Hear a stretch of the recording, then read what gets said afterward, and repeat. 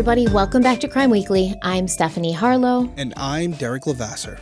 So we are and that's now... Levasseur. Levasseur. It's Levasseur, but we're going to say Levasseur.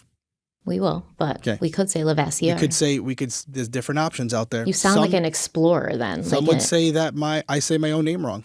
Like a Derek Levasseur, the famous, colonial explorer, has a lake named after him, Levasseur Lake. Does sound pretty good. Okay, so we are here to talk about Darlie Routier. We are going into part 5 of this case, and we're about to talk about the trial, which is going to be quite interesting. So should we dive right in? We can't, because we have a big announcement. Oh, yes, we do. You're right. Thank God for you. Do you want to do the honors, or do you want me? So I will do the initial announcement, and then you can give the details. Okay? Sounds great. So we've been teasing on social media for a while now. Yes. A few months ago, I was in Rhode Island with Derek, and we did some smelling and tasting tests of potential new coffees for the criminal coffee lineup. We wanted flavored coffees. You guys have been asking for flavored coffees. For years. I personally have been asking for flavored coffees too. And we tried, I think, 6 or 7 different coffees. We smelled them. We even did blind smell tests, which we posted on Instagram. You guys got a kick out of that. And we picked 2. And the 2 that we picked are, which were my favorite, to both smell and taste, the hazelnut and the vanilla. So we know that they're pretty basic, but they are delicious, okay? These are such true to life flavors of vanilla and hazelnut. That's why I was so impressed. You're seeing them up on the screen right now. So there's the French vanilla, and there is our hazelnut. I actually chose the same 2. We did a blind test. Everyone agreed we love the French vanilla and the hazelnut. And we dipped our toes in the water with the peppermint bark, which was a huge success. We sold out. I still drink that coffee. I know it's summer, but it's really good. It's really, I got to actually order more bags for this year's Christmas time because it's coming fast. But yes, right now, as you're listening to this, if you go to criminalcoffeeco.com, they are available. Both French vanilla and hazelnut are available online right now. You can get it in whole bean or ground. Again, criminalcoffeeco.com. This is coming out on YouTube on Sunday. You guys will see it as well. This is why it's good to be subscribed to the audio, because you hear about these announcements sooner. So if you're listening on YouTube right now in the background, or you're watching it, go subscribe to our audio. There's also going to be some stuff coming out with audio that you guys definitely don't want to miss. But yes, criminalcoffeeco.com. You can go pick up French vanilla, hazelnut right now. We're biased. They're phenomenal. The process of making flavored coffee is really interesting. It's a little bit more expensive and a little bit more involved. They actually have to clean the vats out after every usage because you don't want to basically cross-pollinate flavors. So it's a whole different process, and we're using a roastery that's been around for over 100 years. They're one of the oldest roasteries in the country. They know what they're doing. They know what they're doing, and I've had the opportunity to see the bag, try the flavors. It's all there. It's all phenomenal. It's exactly what we wanted. We went through multiple variations of the cover art on the bags. Shout out to Ashley, who works for me as my assistant, but she's a very talented graphic designer, and she came up with the artwork for both bags. So if you want to check it out, again, head on over to criminalcoffeeco.com, get your bags today. And if you do, make sure you tag us online and let us know what you think about the flavors. We want to know what is your favorite. And if you're on YouTube, in the comments below, let us know. Hazelnut or French vanilla, which flavor are you, Stephanie? What would you have to say if you had to choose was your favorite out of the 2? I know it's like choosing a kid. It's hazelnut. See, I would say French vanilla. See, I've always loved hazelnut. I love hazelnut coffee. I like the nutty flavor. And yeah, hazelnut, I think it's like one of the best coffees I've ever had. Yeah, I like the French vanilla. I do love the hazelnut as well. So check it out. Try them. Let us know what you think. criminalcoffeeco.com. We look forward to hearing your feedback. Now we can get into the episode. All right, now we can start. So in January of 1997, Darlie Routier went on trial 300 miles from Rowlett in the quiet town of Kerrville. Now, obviously, the case had been moved due to overwhelming pretrial publicity, and Darlie was only being tried for the murder of her 5-year-old son, Damon. Prosecutors chose to focus on his case first because he was the younger of the 2 boys and because his death made Darlie eligible for the death penalty. So the prosecution told the jury that this wasn't a case of random violence. This was premeditated capital murder. They laid out their case piece by piece, beginning with the 911 call, which they said captured Darlie's fake distress.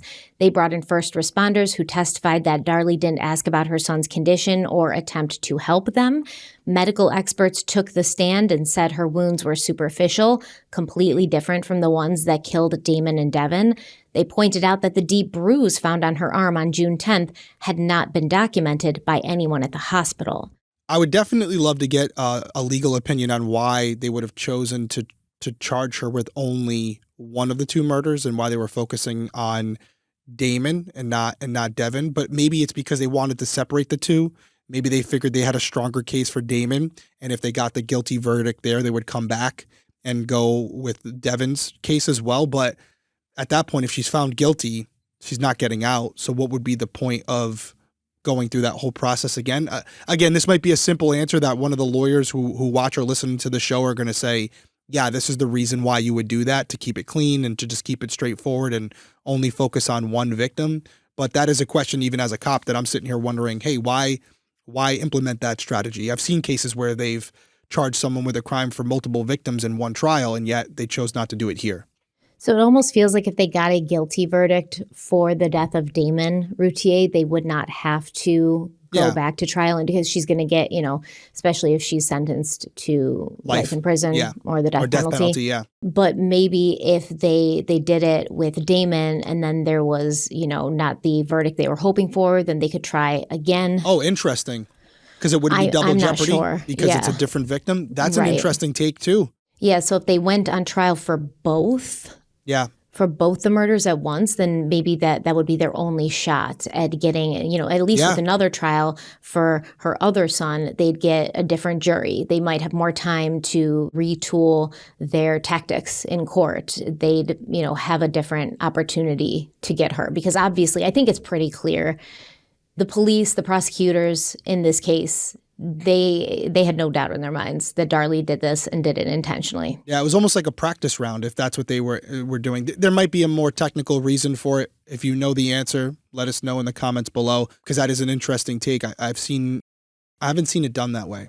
But yeah, it might be exactly what you're saying, where you get two bites of the apple. I was just in my head, I was thinking it's another bite of the apple. So you just mirrored what was in my brain. How did you do that from that far away? Yep. That's how I am, Well, the prosecution said, things that I think we've all sort of pondered about, which is that Darlie didn't really act like a grieving mother, at least not a grieving mother that we kind of have in our heads.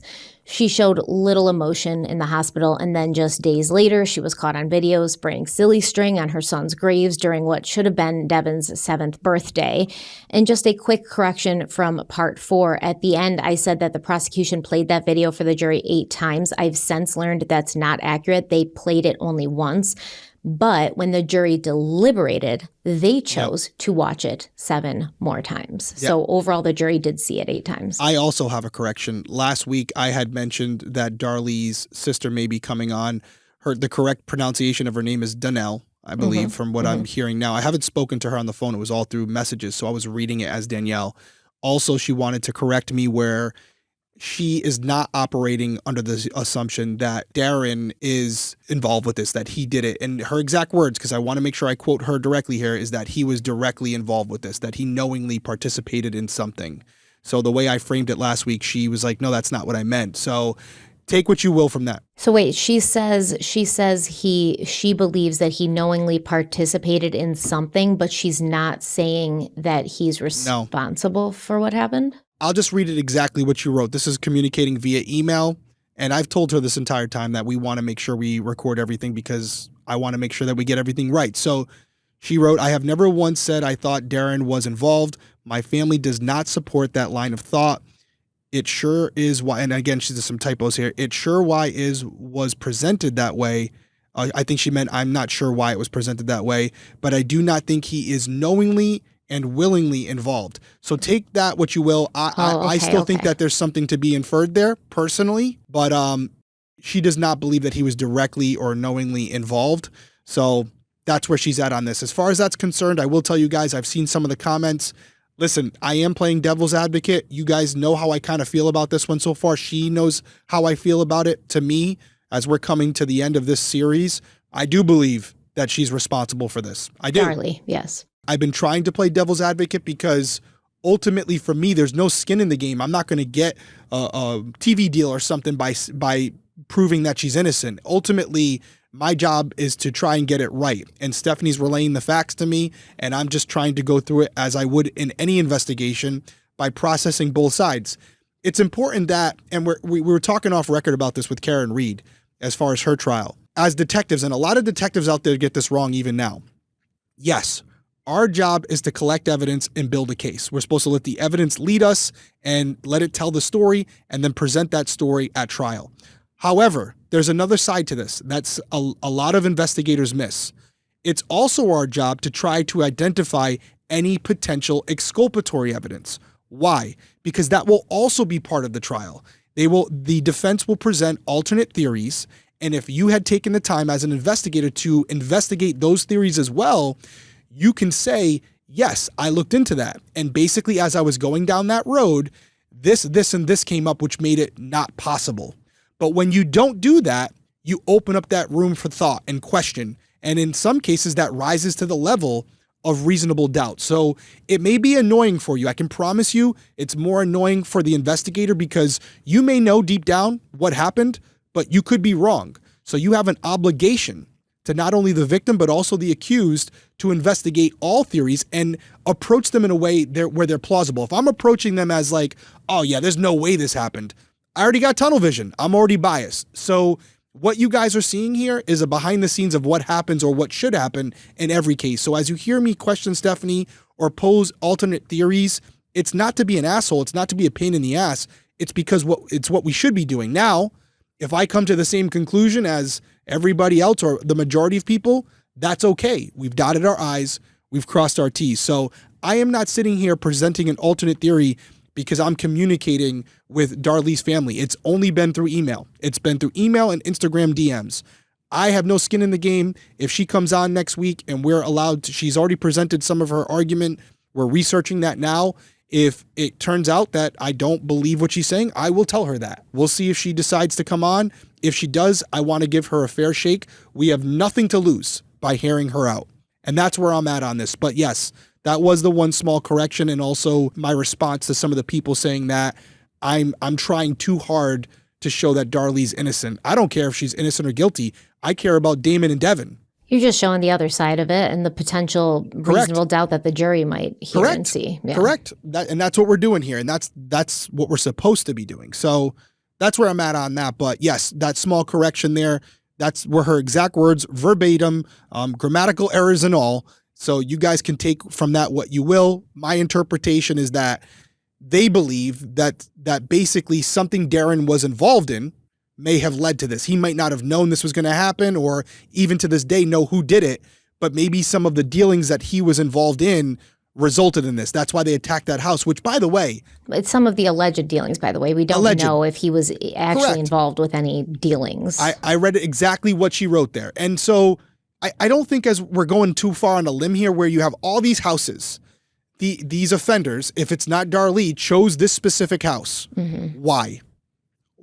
That was targeted, yeah. Why, and why was it targeted? That's the question. If there's an outside attacker. If there's an outside attacker, why did they choose this house on this day at this time? Yes. Those are the questions you also have to answer. For the record, I don't believe there was an outside attacker. So yeah, you don't believe there was, as many people don't. And candidly, I don't either at this point.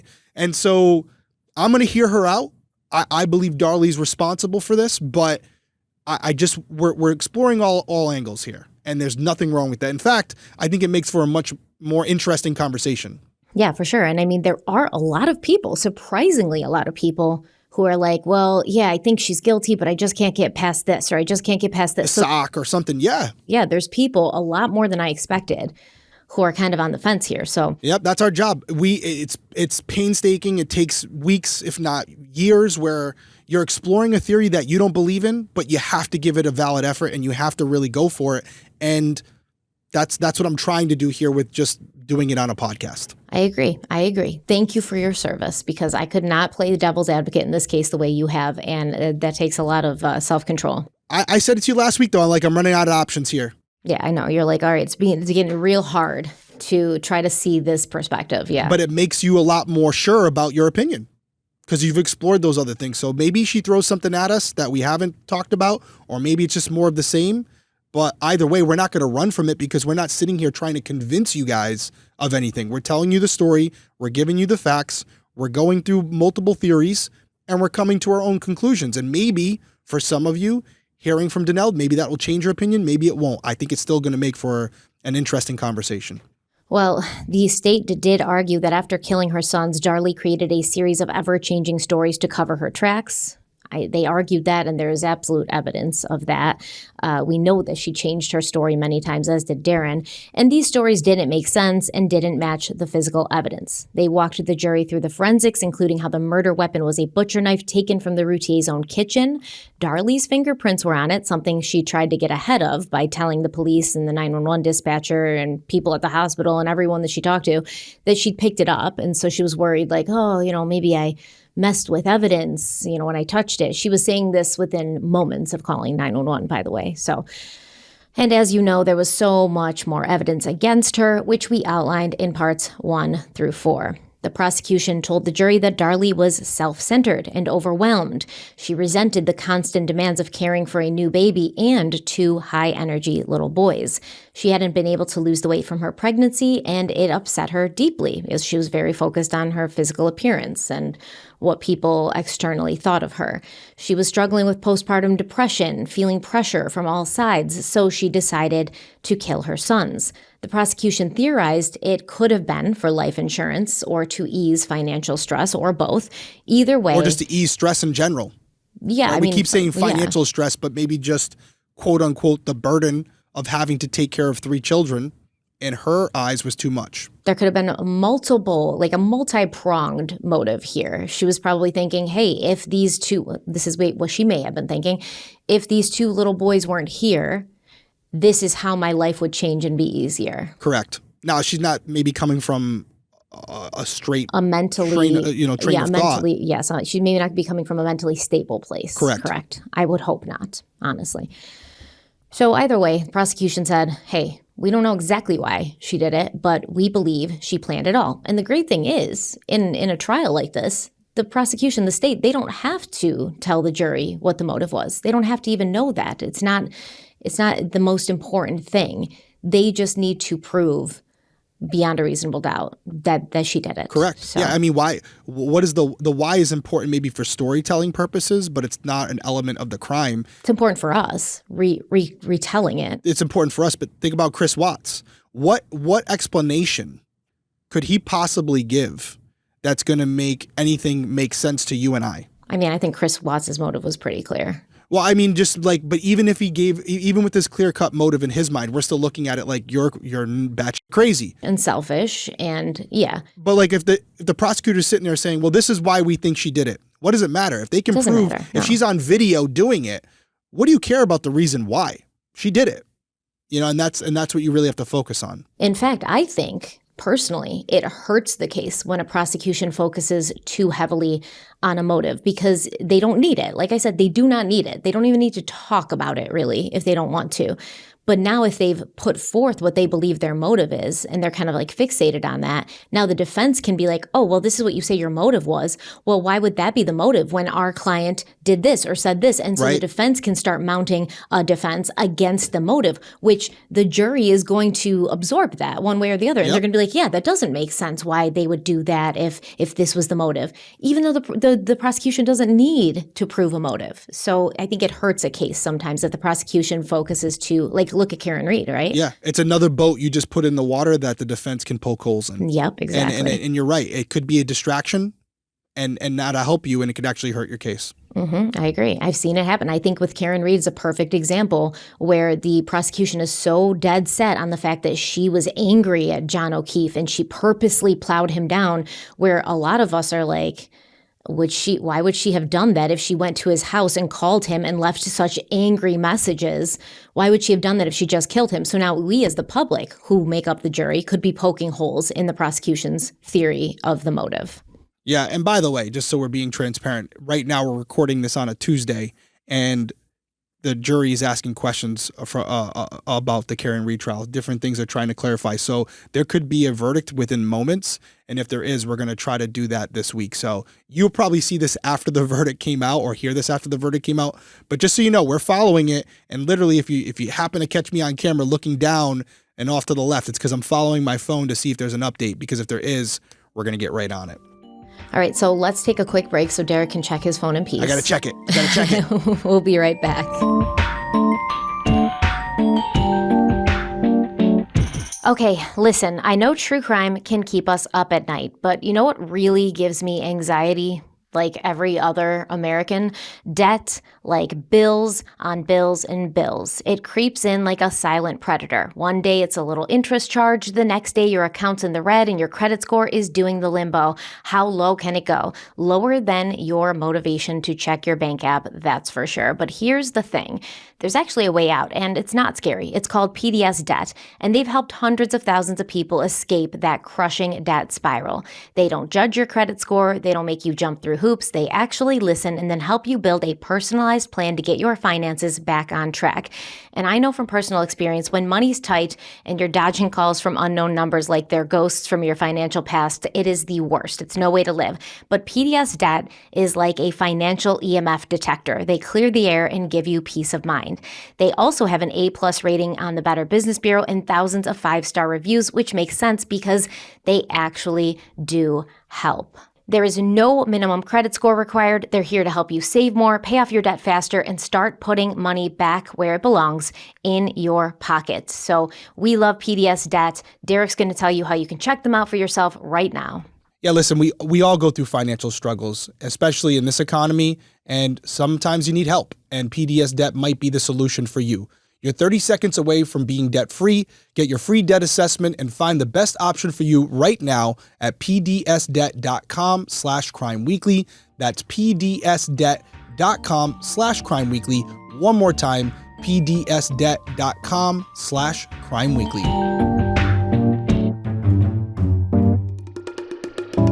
We're back, and we're, right in the middle here of Darlie Routier's trial. And the prosecution told the jury that they believed sometime before the attack, Darlie used a bread knife to cut the window screen in the garage. So she did this before the attack. Then she stabbed her sons, Damon and Devon, with a butcher knife from her kitchen.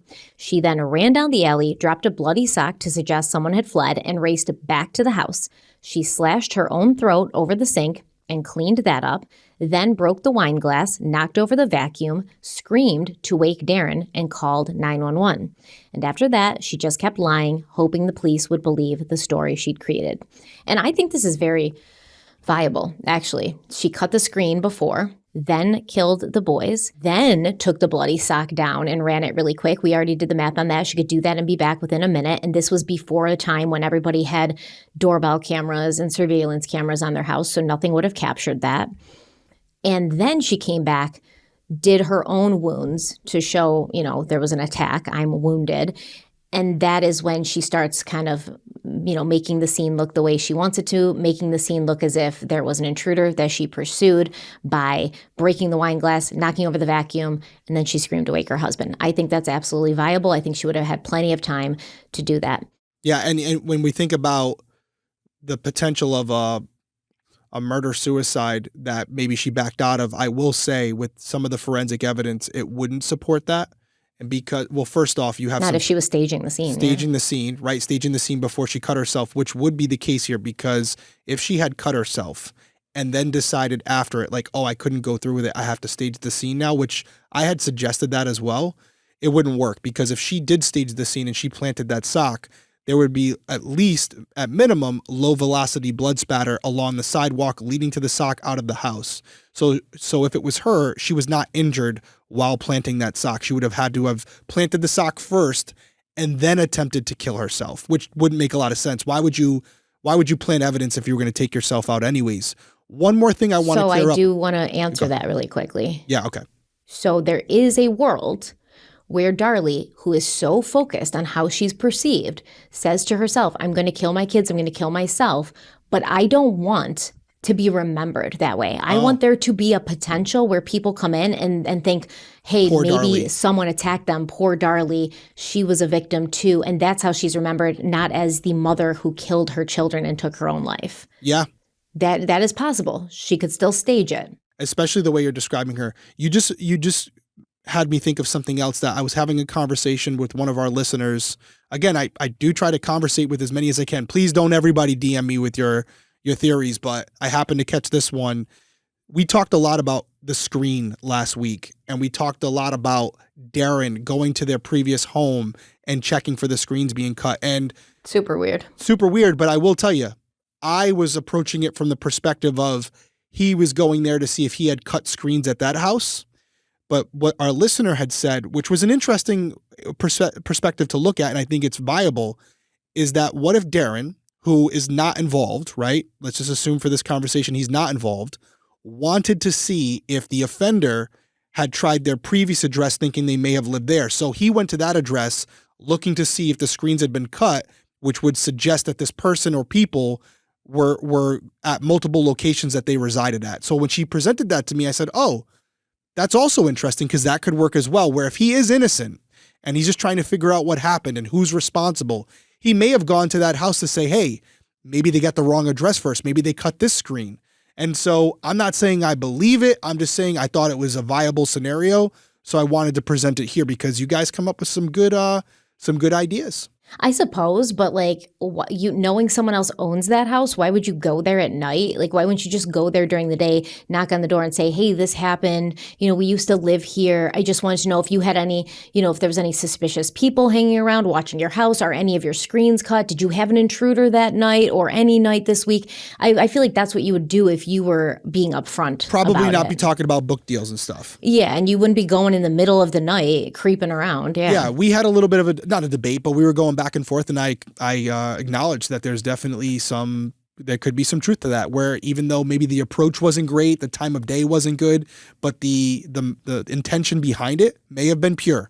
He may have been going there just trying to play investigator, trying to help out the case, trying to prove that his wife was innocent. So that is another angle for anybody who was considering that we didn't address, that you also have to consider when we talk about not only Darlie from a premeditation standpoint, but also the conversation we had last week about the potential that they are both involved. Yes, I agree. I completely agree. So to close out their case, the prosecution called FBI agent Alan Brantley, and his testimony, like everything else the state presented, was meant to shut down any lingering doubt that Darlie wasn't the killer.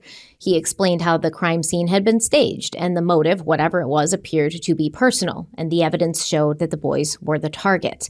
So after the state rested, it was time for the defense to share Darlie's side of the story. They told the judge that Darlie was a devoted mother whose life revolved around her children.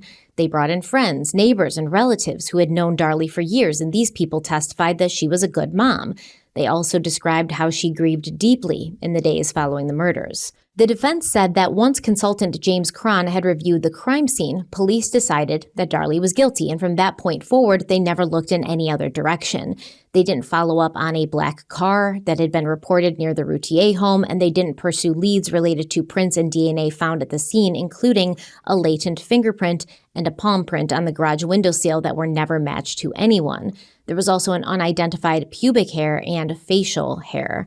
So the defense said that the state's evidence didn't show what really happened that night, and they didn't think anyone would ever truly know, which was a quote-unquote shame. But what the state's evidence did show, according to the defense, was that Darlie was innocent. The defense told the jury that there were no witnesses, no confessions, and no way that Darlie could have staged the scene. She wouldn't have had enough time. And I think this is a little ridiculous because, first of all, if the latent fingerprint and palm print never matched to anyone, then clearly the police followed up on those things. They just couldn't find a match. And then at that point, what do you do? What do you do? You can't just go around town, everyone in Rowlett, set up, roadblocks and start making everybody give their palm and fingerprints. What would you do if they weren't weren't on file. Right. You have to exhaust all options. The prints may have not even been viable enough to make a match. I talked about the number of points you would need to identify the person that it belongs to make a match, to compare it to someone. That it may have been smudged, it may have been smeared. There may have been multiple reasons why they couldn't make that. Same thing with the pubic hair. You have to acknowledge those things. You have to talk about them. You have to bring them up. You have to show that you did at least attempt to try to match them. But like you just said, in some instances, you're not going to be able to do so. And it's up to the jury to decide whether or not that's enough to rise to the level or the threshold of reasonable doubt. You present it, you put it out there, you say, hey, listen, it could be a red herring. But based on what we have, the evidence supporting the idea that she did this herself is much more overwhelming than an unidentified pubic hair, which could have come from anyone. It could have come from a friend, a neighbor, a cleaning service, a maintenance man, anybody who would come in that house, people who lived there before them. There's a million ways it could have gotten into that house. Yes, in a perfect utopian world, in a petri dish, we would love to identify any unidentified evidence. But in some instances, that will not be possible. You put it forward and you let the jury decide how much weight to put on it. I think people would be surprised to know in their own homes how much unidentified DNA from people that they don't know and have never met are in their house, right? Like it's touch DNA. It can be transferred like very, very easily on the bottom of your shoes. We're all shedding. We're shedding constantly. You could sit next to someone disgusting. On the bus and their hair falls on you and then you walk in and it falls on your carpet. It's like, it's gross. We don't want to know. We don't want to think about it, but this is a reality. So now, what's my number one phrase? Well, I have a lot of phrases that you guys always call me out for, but I would say my number one would be totality of evidence. And it's if you were able to identify the hair, or you had a person of interest who had a motive to go after Darren or Darlie or the kids. And then coupled with that, this person had never been in the house and yet their hair or fingerprints were found inside. Now you're starting to build a case. But if you identified that hair and it came back to Joe Smith, who was an electrician, are we automatically going to assume that he went back there to kill them? No, but it's a possibility. It's a possibility, but you have to build totality. Would it make sense? If Joe Smith was the one who left that palm print and he left a hair, no, you're getting somewhere. And he had an altercation, or there was an unpaid bill, or something like that. You can start to paint a picture, but yeah, you can't just use a hair that could have gotten. But I think that the defense really, especially during this time, the 90s, is relying on the jury not understanding forensic science and not understanding how DNA is transferred and how easily a random hair can get into your house from somebody that you don't know. They're hoping that causes enough reasonable doubt where the jury, who doesn't really understand the complexity of this, will be like, well, how did that hair get there? And they're really being, it's not a good faith argument. Yeah. They're doing their job. Listen, the burden is on the prosecution. Proof beyond a reasonable doubt. Okay? The job of the defense is to, as you said earlier, where something is presented by the prosecution, it's the defense's job to poke holes in whatever that is. And so throwing the hair out there, throwing the fingerprints out there, I have zero issues with it. That's their job. They're there to raise the level of reasonable doubt by saying, hey, there are questions that have not or cannot be answered, therefore opening the door that someone else committed this crime. That's their job. That's what they're getting paid to do. So I have no issue with it. That's what they're supposed to do. And the fact that, they say, oh, she could not have had enough time. Yeah, that's a stretch. When did the 911 call come in? 2:30 a.m. I have a thing. 2:31. When did Darren say he went to bed? He said he went to bed around 1:30, wasn't it? So I thought it was around 1 or 1:30. Yeah, 1 or 1:30 and 2:30. But even if she only had 20 minutes, that's all it would take. Certainly an hour would be enough. More than enough time to do that. Yes. We talked about how far the sock was away. It's a couple minutes. I'm not going to go too deep into this. I don't think we need to. But the amount of violence that was inflicted on both Damon and Devon, minutes. Wouldn't take long at all. And then to cut yourself, another couple minutes. This could have all been done in under 20 minutes, even less. That's a stretch. And I almost feel like Darren, in one of his stories, said that he went up just after midnight. Yeah, I thought you said last episode, we could be wrong on this, it was around 1:30. But that was his third story or something? Yeah. But even in that case, the call came in. I have here 2:30 and you're saying 2:31. So more ample enough time to do it. Yeah, either way, whether she whether he went up around midnight or whether he went up around 1 or 1:30, the 911 call comes in at 2:30. That's either 1 hour or 2 hours. Right. More than enough time. And I would argue that this could have been all done. Cutting of the screen, the sock, the killing of Damon and Devon, the slicing of herself, under 20 minutes. The staging of 15, the scene. 20 minutes. Yeah. I mean, I think that's stretching it. I would give it a half an hour, but still. I mean, the geography of it, it's super close. I mean, she would have to, if I'm saying from the time she decided to do it to actually doing it, like getting off the couch. Think about it. You get off the couch, you run outside, you drop the sock. That's 5 minutes.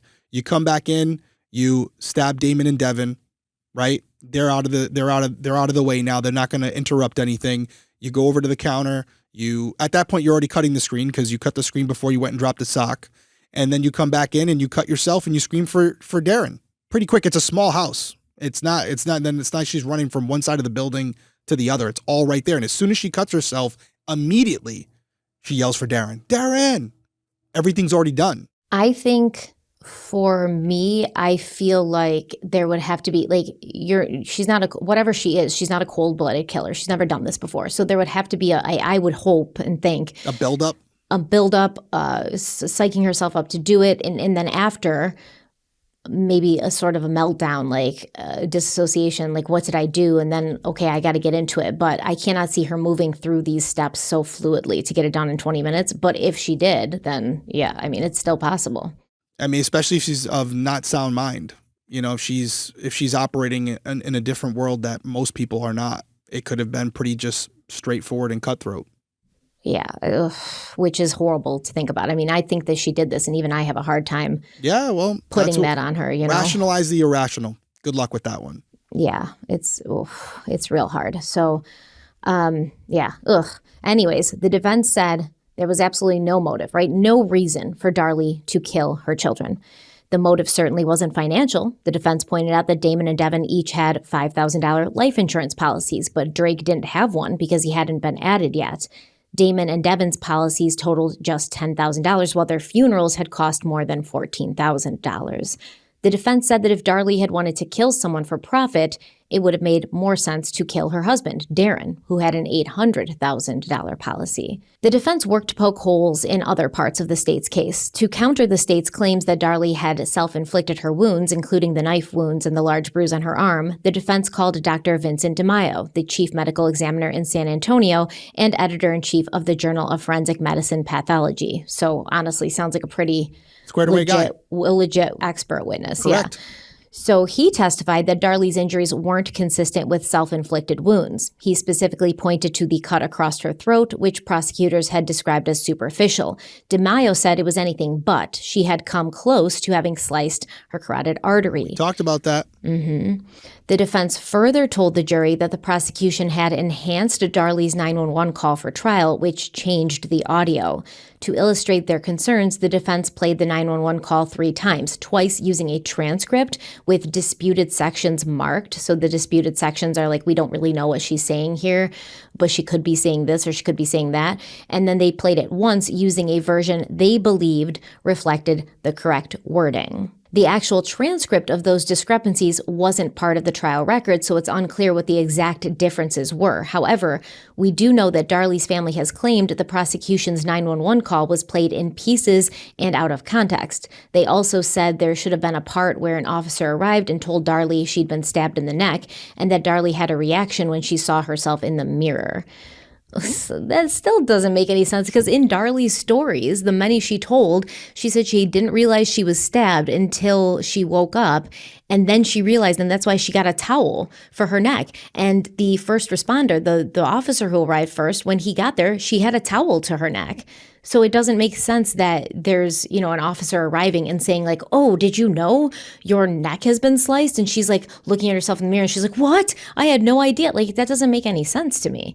So anyways, the defense continued trying to break down the prosecution's case. To refute claims that Darlie's story kept changing because she was lying, they called Dr. Clayton, a psychiatrist who had interviewed Darlie for 14 hours after her arrest. Dr. Clayton told the jury that Darlie was telling the truth about the attacks and that her changes in story were actually memory gaps that were the result of traumatic amnesia, something that can occur after emotionally overwhelming events. Dr. Clayton testified that Darlie's reactions were consistent with trauma and grief, even if they didn't look that way to others, even if they didn't look the way that others expected. Dr. Clayton also said that Darlie did not fit any of the 5 recognized categories for filicide or the act of a parent murdering a child. And these categories, we've talked about them before. I talk about them on my channel all the time. The 5 categories are altruistic, which means I think that my kids are going to be suffering in this world, or I want to take my own life and I feel they would suffer without me. So altruistically, out of their own best, out of the best concern for my children, I'm going to take their lives because this, and you see this a lot, but usually with people who are going through psychosis or who are paranoid, having mental health issues. The second category is fatal maltreatment. This is the most common one. This usually happens after many instances of abuse, neglect. It's not a single act. It's an extended period of time where a child's being abused, neglected, not fed properly, things like that. And then the child will pass away, sadly. The third is the unwanted child. So I think that this was kind of Chris Watts. He realized that he was in love or whatever he was with Nicole Kessinger. He wanted to sort of erase his previous family, just completely get them out of the way. So he killed his pregnant wife and his 2 daughters because he realized and felt, oh, these people are a burden to me now. And then we have the acutely psychotic, which speaks for itself. They're going through a psychotic break. They're having mental health issues. And then spousal revenge, which we often see. I believe that the recent case of the 3 Decker girls was an act of spousal revenge, personally. So this is when a spouse will kill their children because they know that it hurts the other parent, who is usually, they're usually going through a divorce or a custody. Yeah, if I can't have them, you're not going to either. Josh Powell is a great example of this as well with the Susan Powell case. So yes.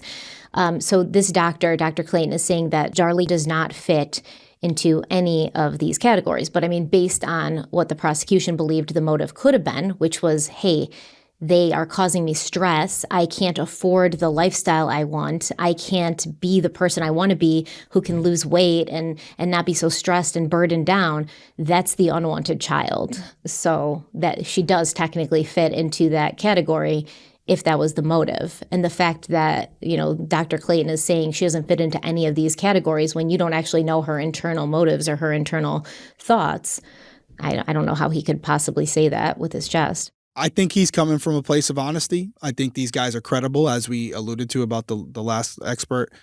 We talk about it in every case, right? There's going to be experts who take a series of information and interpret it a certain way, and that's truly how they feel. That's their expert opinion. But just like in any case, it's an opinion. It's an interpretation, and there's always going to be experts on the other side who interpret that same information in the opposite way. So it's for you, the jury member or the listener or the viewer, to take what they're saying, listen to it with an open mind, and then come to your own conclusion, because just because these experts say this one way or the other, it doesn't mean they're right. And I'll even put this towards you. In all these trials, every case we've talked about, cases even we haven't talked about, in most instances, there are experts on both sides of the aisle. Well, at the end of it, there's a conclusion, and only one set of experts are right. So in every case out there, I would pose to all of you that there's half of the experts in that particular case are wrong, even though they've been determined to be experts. So let that sink in. Experts in every case are wrong. I also do want to say Dr. Vincent DeMaio, he is a high-profile figure. He testified and was highly sought after to testify in many cases, including the assassination of JFK, when Lee Harvey Oswald was exhumed, Phil Spector, Ruby Ridge, which if anybody remembers Ruby Ridge, it was a huge thing. George Zimmerman, the West Memphis Three. This is why the name Dr. Vincent DeMaio sounds so familiar, because he has testified in so many cases. And I'm not saying that he's not credible. I'm not saying that what he's saying isn't legitimate. But when you are kind of known for being the guy to bring in and testify in these cases and you're getting paid for it, there's always going to be a way to make the evidence and make what's there, especially when it's so kind of up for debate and up for interpretation. There's always going to be a way to make it look like the way that the side who's paying you wants it to look. That goes on both sides. Yeah, listen, there's a real thing of expert shopping where the prosecution and defense will go to 2 or 3 experts. They'll ask them to examine the evidence. Those experts will come back with a brief synopsis, not a whole detailed thing. And the prosecution and defense will look at it and say, oh, this one believes what we believe. Hey, guess what? Joe Smith, we're hiring you. And then now give us a full synopsis. And they'll tell the other 2, hey, we're not going to go with you right now. We're going to keep you on standby. We're going to keep you on standby in case we need you down the road. So, I mean, listen, I worked with Dr. Cyril Weck a lot. He's no longer with us, but... Cyril Weck, yes. Yes, he did that too. It was exactly the person I was thinking of. And listen, I had a lot of off-camera conversations with him. I really respected him, but, and I'm not saying this to disrespect him or his career, but there were cases where he got it wrong. And that has come to light. Does it discredit all the cases he's done? No. In many instances, it's his true interpretation of what happened. And just like anybody else out there, sometimes we just get it wrong, even though we're trying to get it right. And so that's just another example of someone being really good at what they do, definitely knowing their stuff, but in a particular case, getting it wrong. And we're not saying that they're wrong here, but based on all the other evidence we have, there's a big leap with what they're interpreting here. I know that there are other doctors who have already said that these injuries could be self-inflicted. The doctors who treated her said they could be self-inflicted. Exactly. Said that they didn't look like wounds that were given to her by somebody. You even said that. You said the way that it sloped. Yeah, it doesn't make sense. It doesn't make sense. It also doesn't align with the injuries of Damon and Devon. That's, to me, also something that has to be considered that's not being mentioned here. But again, this is their opinion. We have to respect it. Doesn't mean we have to believe it. Yeah. And I mean, I feel like with this kind of stuff, what the defense is doing, trying to poke holes, it's like the 911 call was played out of order and it was, enhanced. It feels like they're grasping for straws because they realize the evidence against their client is pretty substantial. So they're trying to do anything to find anything where they can be like, well, look, the state did this and it's kind of nefarious. And I'm not buying it, but let's take a quick break. We'll be right back. Okay, so tell me if this sounds familiar. You've got a long weekend coming up, the weather's finally perfect, and instead of enjoying it, you're staring at the patio furniture still in boxes or a leaky faucet and that one picture frame you've been meaning to hang for the past 3 months. Yep, same. Well, enter TaskRabbit, truly a summer sanity saver. TaskRabbit connects you with skilled taskers who can handle everything from furniture assembly to home repairs to mounting, moving, and more, like real help, not your cousin who promises to come over to help. And I actually have used TaskRabbit myself. Let me just say, I'm never going back. I'm not good at putting things together. That's not the way my brain works. And I had one of those standing desks for my office, the ones that go up and down, and I knew if I did this, if I put this desk together, I know if I put this desk together, falling over. It would not be going up and down. Okay, no. It barely would be standing. So yep. It wouldn't be a standing desk much longer. It would be a floor desk, a laying down desk. And I would say it was feng shui. Yeah. So I had a tasker put together my the desk that I swore I could do myself. And it was so easy to book. I picked someone with great reviews, scheduled it in the app, and boom, done the same day, by the way. And it was a weekend. Plus, they've assembled over 3.4 million pieces of furniture and done over 700,000 home repairs. So trust me, your wobbly IKEA dresser is not their first rodeo. So I love TaskRabbit. I think it's such a great thing. Not everybody is good at putting stuff together. Not everybody has the time to put stuff together. Not everyone has a Derek hanging around. Not everyone has a Derek hanging around. So, right. But maybe I'll show up at your TaskRabbit appointment. That would be nice. You never know. You guys could book one today, and it might be me. We'll tell them how they can book it. Tackle your to-do list today and get 15% off your first task at TaskRabbit.com or on the TaskRabbit app using promo code CrimeWeekly, and Crime Weekly is all one word. That's promo code CrimeWeekly at TaskRabbit.com for 15% off your task. TaskRabbit, book trusted help for home tasks.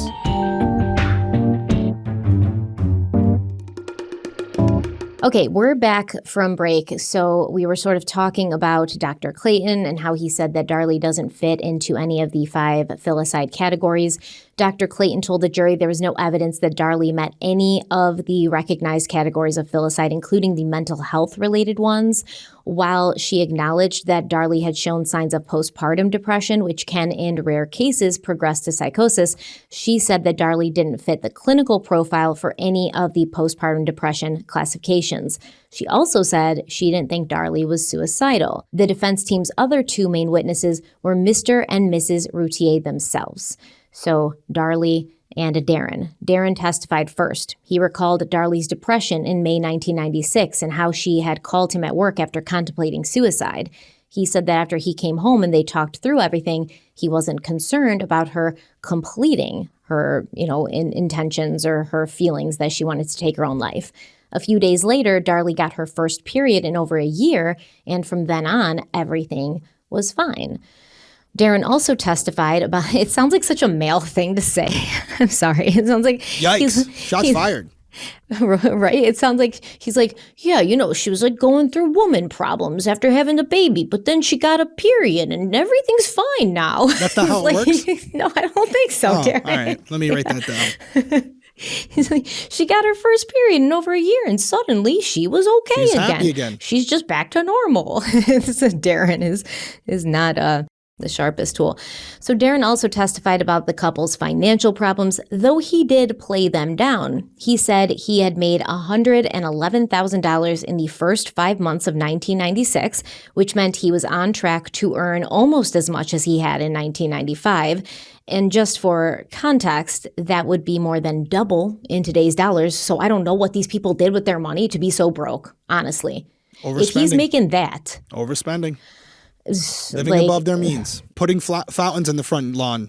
But I feel like you'd have to go out of your way deliberately to overspend in that way. I don't especially coming from having no money as a kid, which we know Darlie did. I feel like people like that are usually very always feel like they're kind of, anything could happen at any time and always kind of in survival mode. It's like, yeah, I have money, but I can't spend it. I can't spend it. And these people were just throwing it out for no reason. So at the time of the boys' murders, Darren said they had about $64 in their personal bank account. But that was only because he hadn't paid himself yet. He planned to do that on June 7th. He said he had around $8,000 in the business account and $20,000 in accounts receivable. So there was money available. Accounts receivable means people owe you money, but it actually doesn't mean that it's available until they pay it. So later during cross, the prosecution challenged those numbers with financial records, showing the couple was nearly $3,000 in the negative by June. Darren wasn't even making a profit, let alone making anything close to $111,000. So obviously he lied about that, which kind of makes me feel like if he was involved or did know or did suspect that Darlie could have done this, the fact that he's downplaying the financial motive in his testimony while he's, you're under, what is it called? Under oath. You're under oath. You're not supposed to be lying. So the fact that he would lie about something that's so easy to prove and that he would be downplaying the financial aspect kind of makes me feel like maybe there was a financial aspect. And that's why he's trying to be like, don't look over here. We were fine with money. Yeah, things were kind of tight, but we were going to be okay. Which was not the case at all. Yeah, there's a few ways to look at this, and without having the answers in front of us, it's hard to identify exactly what it is, to pinpoint down, okay, this is the reason why. But just off the rip, after you reading that, I could take it as he truly believes that his wife is innocent, and he can see what the prosecution's doing. He's trying to minimize the financial element of this for his wife, where he doesn't want them saying they were in a lot of debt, and therefore his wife felt like she had to do this to help them out. I also think there's a world where he's saying this because if it is an outside intruder, if he truly believes that it is, maybe there's part of him that thinks, hey, listen, if these guys were coming after us, it was because of me. It was something that I got going on money-wise where I pissed the wrong people off, and I don't want them looking at me as the reason why this happened to my sons.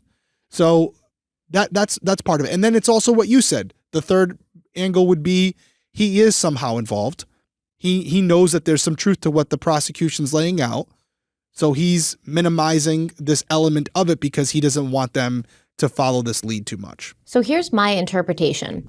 Obviously, I don't know Darlie and Darren. I didn't know them personally, but based on what we've heard, what we know, these people were all about money. And not only that, but they talked about it with everyone, right? We got Darlie telling her cleaning lady, like, I need $10,000 bad. We got Darlie and Darren being interviewed days after their sons are found dead in such a horrible way, days after their funeral, and talking about money at their graveside with the reporters. Like, I make good money. I do well. Yeah, it's a problem. They were so about money that I can't imagine that anything they did not have that running through it. Okay.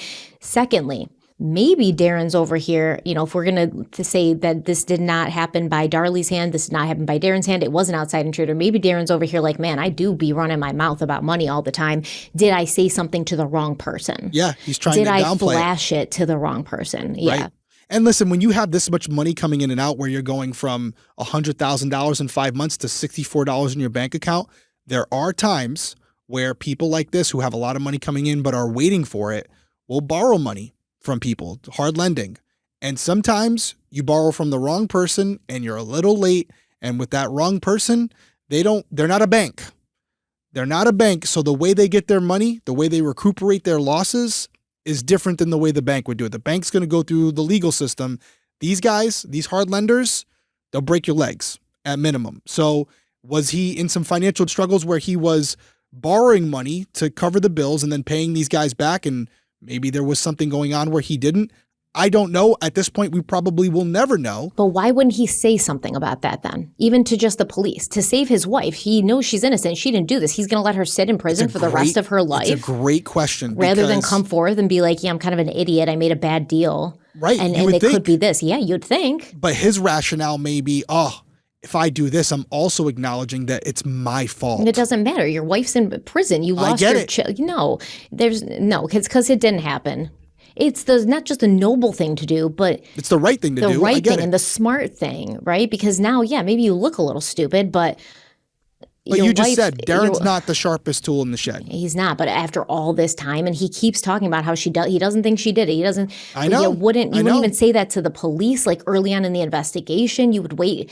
You let it get all the way to trial and her going to prison forever. Like, come on. And by the way, I have no direct knowledge of that. But again, I'm trying to read between the lines with not only what we're hearing here, but also what I just read earlier about from Danelle, where to me, and I could be wrong, she's going to be listening or watching this, I could be wrong. But the way I read that, I don't know how you interpreted it, but it's like, hey, Darren may have been involved and not even known it. It's plausible, for sure. So if that's what they're saying, and that's what we're seeing here, is it possible if there was an outside intruder, that was the motive for the outside intruder? Money? Possible. I just don't see why he wouldn't tell the police so the person responsible for murdering his two sons so brutally would come to justice. I agree. I don't see why. There's no actual reason besides like to save face. Like, what is that? Yeah. Couple that with the fact that the forensic evidence doesn't align with it. Yeah, exactly. And that's where you start to go back to our original train of thought. Which I don't think that's what happened. Yeah. Exactly. All right. So Darren then told the jury what happened on June 5th. And just like he had so many times in the past, he once again, even during the trial, added new details. Darren said he worked all day and he came home around 5:30 with Darlie's sister, Dana. Now, as far as I can tell, Dana didn't testify at trial, so we don't have her account of that night. Darren said Damon and Devon were playing outside when they arrived. The family ate dinner. The boys went back out while Darren fixed the latch on the backyard gate, which hadn't been closing properly. He had to pull really hard to open it and push hard to close it. And after fixing the latch, he went back inside and played with Drake in the family room while talking with Darlie and Dana. Later, they went into the garage, which Darren described as cram-packed full to prepare for a garage sale. They moved items around, putting keep things on one side and sell items on the other. Because it was so hot, they kept the overhead garage door open while they worked, and the window near the breeding cage was also open about 6 to 8 inches. Darren said they didn't close the window when they went back inside the house. At around 9:30, Darren took Dana home. When he got back around 10:15, Darlie was watching TV in the family room. Devon was asleep in front of the television, and Damon was on a blanket on the floor drifting in and out of sleep. Drake was asleep on Darlie's chest, but he soon became fussy. Darren grabbed a bottle, took Drake upstairs, fed him, and put him to bed. He went back downstairs, and he and Darlie talked for a bit about their upcoming trips, and then around 1 a.m., he went to bed. So we're talking an hour and a half. An hour and a half, 1 a.m. to 2:30 when the 911 call was made. She had an hour and a half to do all that. More than enough time. Perfectly, yeah, enough time. So Darren said he woke up after hearing a glass break. He then put his pants on and ran downstairs to find Darlie screaming and Devon on the ground with the coffee table on top of him. Darren testified, quote, "Darlie is screaming and I'm screaming, and I mean, we're just freaking out," end quote. Darren said he tried to perform CPR, but it wasn't working due to the extent of the injuries. He told the jury at that time, quote, "Darlie was running back and forth from the kitchen with towels over to Damon, and then she came over to Devon, and she was going, 'Oh my God, he is dead.' She was trying to stop the bleeding with a towel. She kept trying to hold his chest together. I knew not to blow too hard, and I kept blowing, and I kept trying to hold his chest closed, and then Darlie was holding one of them closed." So Darren said that Darlie wiped blood off Devon's chest with the towel while he tried to give rescue breaths. Nothing was working, and Darren realized that Devon had passed. They moved over to Damon, who was lying on his stomach along the wall. Darren said Darlie put a towel on Damon's back and talked to him, trying to comfort him. Darren picked up the towel and then lifted Damon's shirt to see his wounds. He tried to find a pulse but didn't feel one. Darren said they didn't roll Damon over for CPR because he thought Damon might have a back injury, and based on his first aid training, he knew not to mess with that. Darren said at this point, Darlie was on the phone with 911, running back and forth, screaming and hollering. Darren noticed that right before the police arrived, she was, quote, standing right beside the vacuum cleaner, which was right off the kitchen floor, and had it in her hand. She was hanging onto it like a cane. End quote. Darren then said, quote, "As soon as Officer Waddell walked into the room, he froze and he did not move. He didn't do anything. I kept screaming at him, telling him to help me, and he wouldn't help me." End quote. Darren said Darlie kept trying to get Waddell to go to the garage, but Waddell just stopped halfway into the kitchen and then came back. He just stood there and didn't have his gun out. They were all three in shock. After that, quote, "People started piling into the house." End quote. Everyone was screaming and hollering and yelling. Okay, can we stop there? I know there's more. I can see the script as you're reading it. Let's break down what we have so far because there's a lot there. And we're not gonna regurgitate everything that we've talked about over the last 5 episodes because it's already been said. But to me, the glass breaking, it could have been the start of it. Like it could have been, again, you're half asleep. You could have heard glass breaking and simultaneously heard screaming as well. And that causes, the glass kind of startles you and then you get up because you hear the screaming and you come downstairs, which would make sense because if she cut herself, maybe right beforehand, that's when the glass breaks. It doesn't make sense with the Intruder theory, no. Because she didn't have blood on her feet, though. She didn't have blood on her feet, and she said she could hear the sound of glass crunching under her as she pursued this intruder. Well, that story would be a lie, though, right? And if Darren came down when he heard the glass break, and it wasn't when she started screaming for him, allegedly, according to Darlie, she's chasing the intruder. No, well, that's where her story doesn't make sense. She's tracing the intruder into the garage, and then she comes back and picks up the knife and puts it on the counter, and then she starts screaming for Darren. He would have already been down there by now. Exactly, and that's why I'm saying if Darlie did this herself, if her intruder theory is a lie, that would make sense where she cuts herself and then smashes the glass to startle Darren to get him up, and that's why she didn't cut her feet. That's why that makes more sense from an evidentiary standpoint. That the glass was broken after everything was done. The vacuum cleaner is also on top of the glass. Some of it, yeah. But he said that she was holding on to it like a cane. Which has never been said by either of them before this moment. But those things could have been moved where it was moved on top of the glass. So the process, I'm saying that it does make more sense that the glass was broken after the fact and not before when the attacker, quote unquote attacker, came in there. And so moving on from that, then you have let's go back a little bit. You have the treating of Devon and Damon. It kills me to even talk about this. It really pisses me off that they are continuing to victimize their sons by pretending they helped, honestly. I mean, we weren't there. The evidence is not there that they helped. And the first responders all said that it was weird that she wasn't listening to them when they were like, hey, Officer Waddell. And then the other police officer, when they were like, hey, put some rags, she wasn't doing that. Okay, so let me play devil's advocate here, and let's go back a little bit. And you can give me your point of view, which may align with people listening right now. So my argument would be that before Waddell arrived, Darren is stating that they started to administer rescue breaths, CPR, right? There according to his first aid training that he allegedly has now. Yeah. There's multiple towels all over the ground in some of the crime scene photos that I've seen. So what would your counter be to that they were administering some type of CPR prior to law enforcement arriving, so they wouldn't have witnessed this, law enforcement? I don't know, maybe Darren was, but okay. But you're saying you're open to the idea. Darlie didn't even approach her sons at any point while the police were there. I'm talking about beforehand. How do I know that she didn't? Right, because the only other person there is saying that she did. I don't, but it was in her first 3 versions of her story. She didn't say that she did. Okay, so you're going off her statement, and that's fine. And listen, there may be many people to agree with you. I'm just playing the other side where, according to the other adult that was in that room at that point, she did help. Doesn't mean she's innocent. I'm just trying to be fair.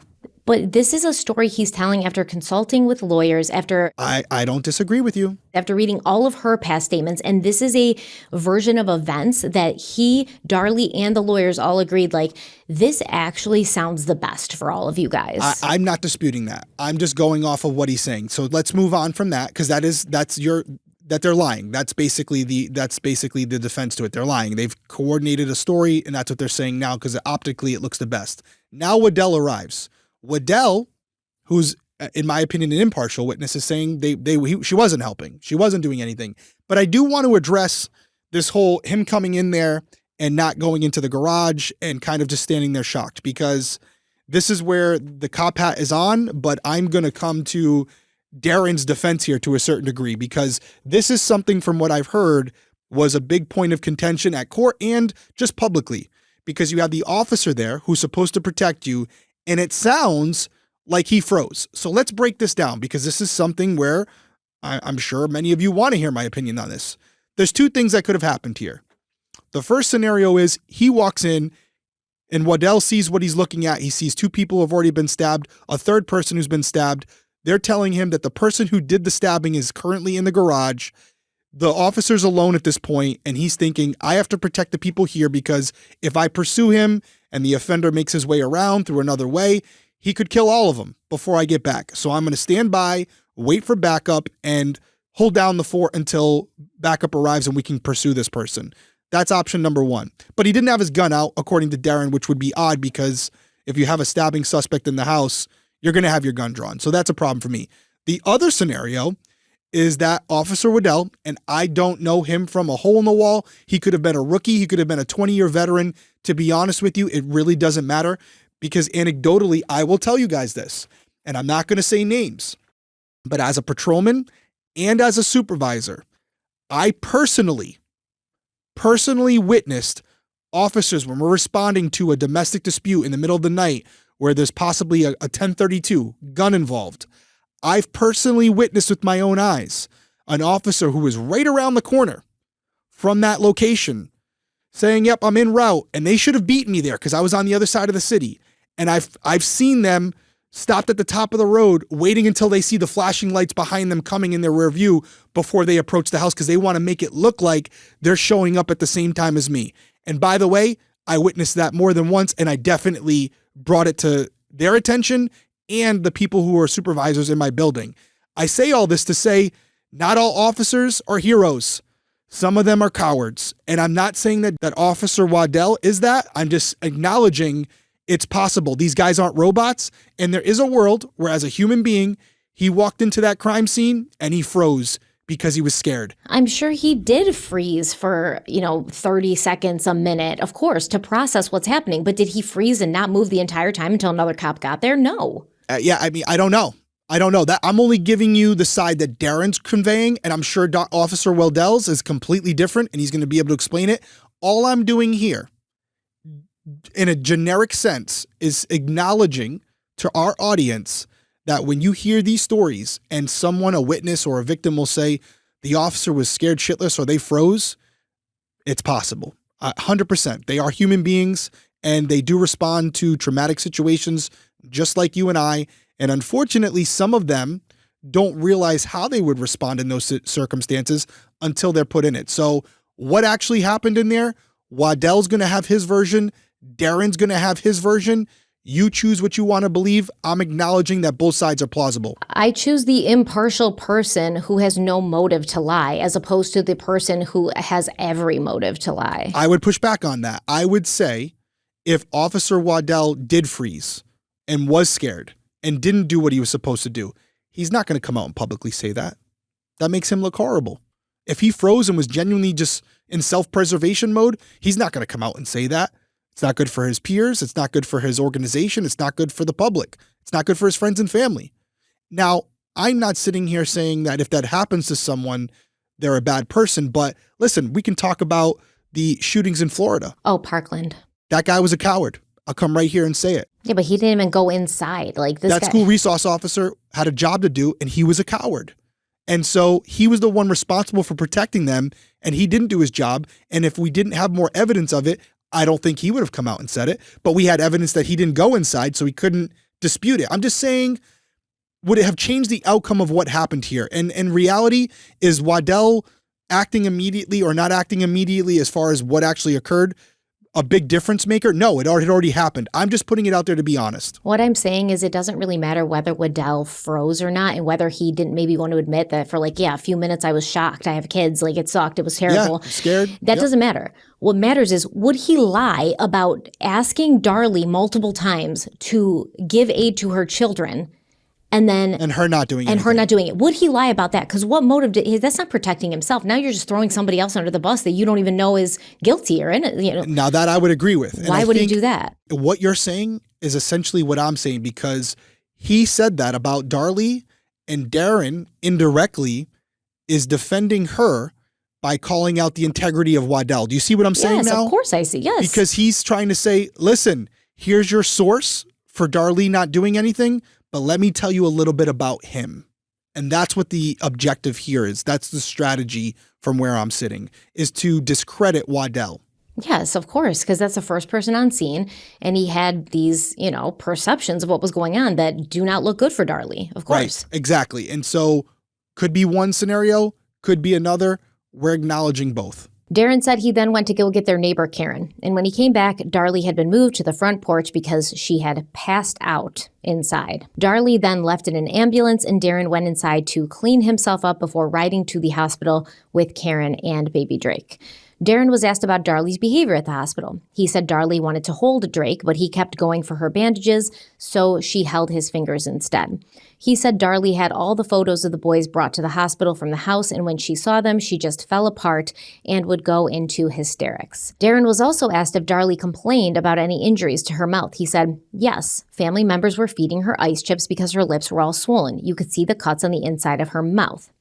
And if this seems super random, that's because it was. As far as I can tell, these mouth injuries were not mentioned until Darren testified. Never in any of their statements to police before, no police reports, nobody ever said anything about mouth injuries. There doesn't appear to be any documentation of them from the hospital staff, and the prosecution didn't ask about those injuries when they were examining witnesses on the stand. So it's likely that the prosecution didn't know these injuries would be brought up because nobody ever said anything about them prior to that day. Even Dr. Vincent DeMaio, who testified for the defense about Darlie's wounds, never mentioned any sores or cuts in or on her mouth. So on cross, the prosecution focused on the fact that during his testimony, Darren seemed to have new explanations for nearly every piece of the state's evidence, explanations he had not offered before.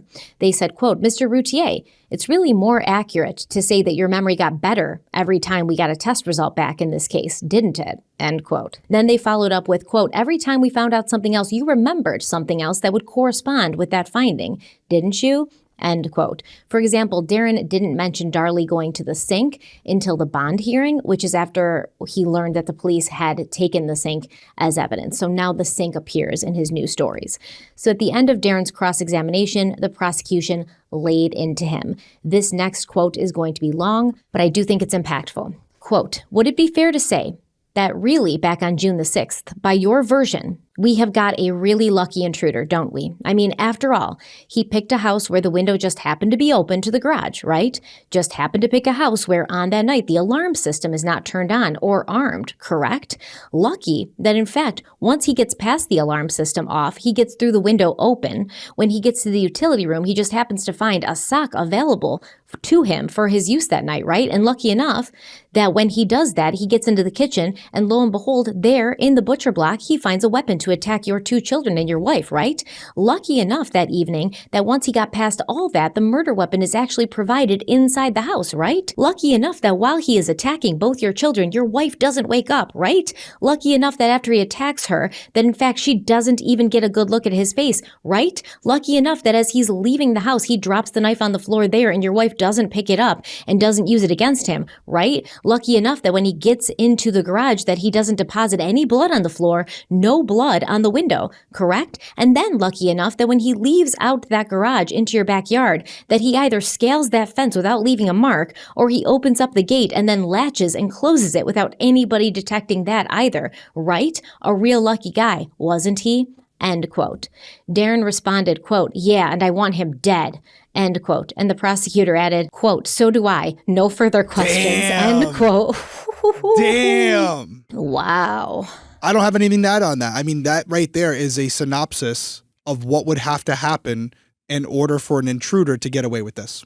That's a synopsis of how ridiculous Darren and Darlie's stories, even after they changed a million times, are. No story they could add based on any evidence that became available. Even if they changed their stories after new evidence became available, it still doesn't make sense. So do I. No further No questions. further questions. Mike Like, drop. honestly, Darren thought he had him where he was like, yeah, and I want him dead. Yeah, I want him dead, man. Yeah, and so do I. No further questions. Okay, so nothing to add to what that statement said there, but the question becomes, maybe you want to answer this, maybe you don't. With Darren putting forward all of these explanations after learning of different pieces of evidence, is this a man trying to protect his wife who he believes is innocent, or is this a co-conspirator? I don't know. Could be either. Okay, all right. That's a good answer. I mean, that's what I think a lot of people are going to deduce from that.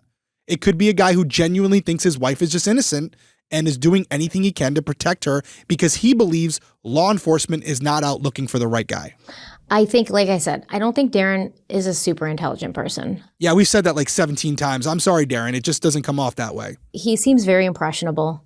It kind of seemed like Darlie was running the show. Like she kind of had him under her thumb and that he would believe anything that she said, and I think that there's trauma bonds. We see this all the time, right? Even with abusive relationships where women won't press charges against their husband, even though they're holding and showcasing the marks of abuse that have been left on them because they're trauma bonded, because they're enmeshed, because they just can't bring themselves to believe that this act has anything to do with who that person really is.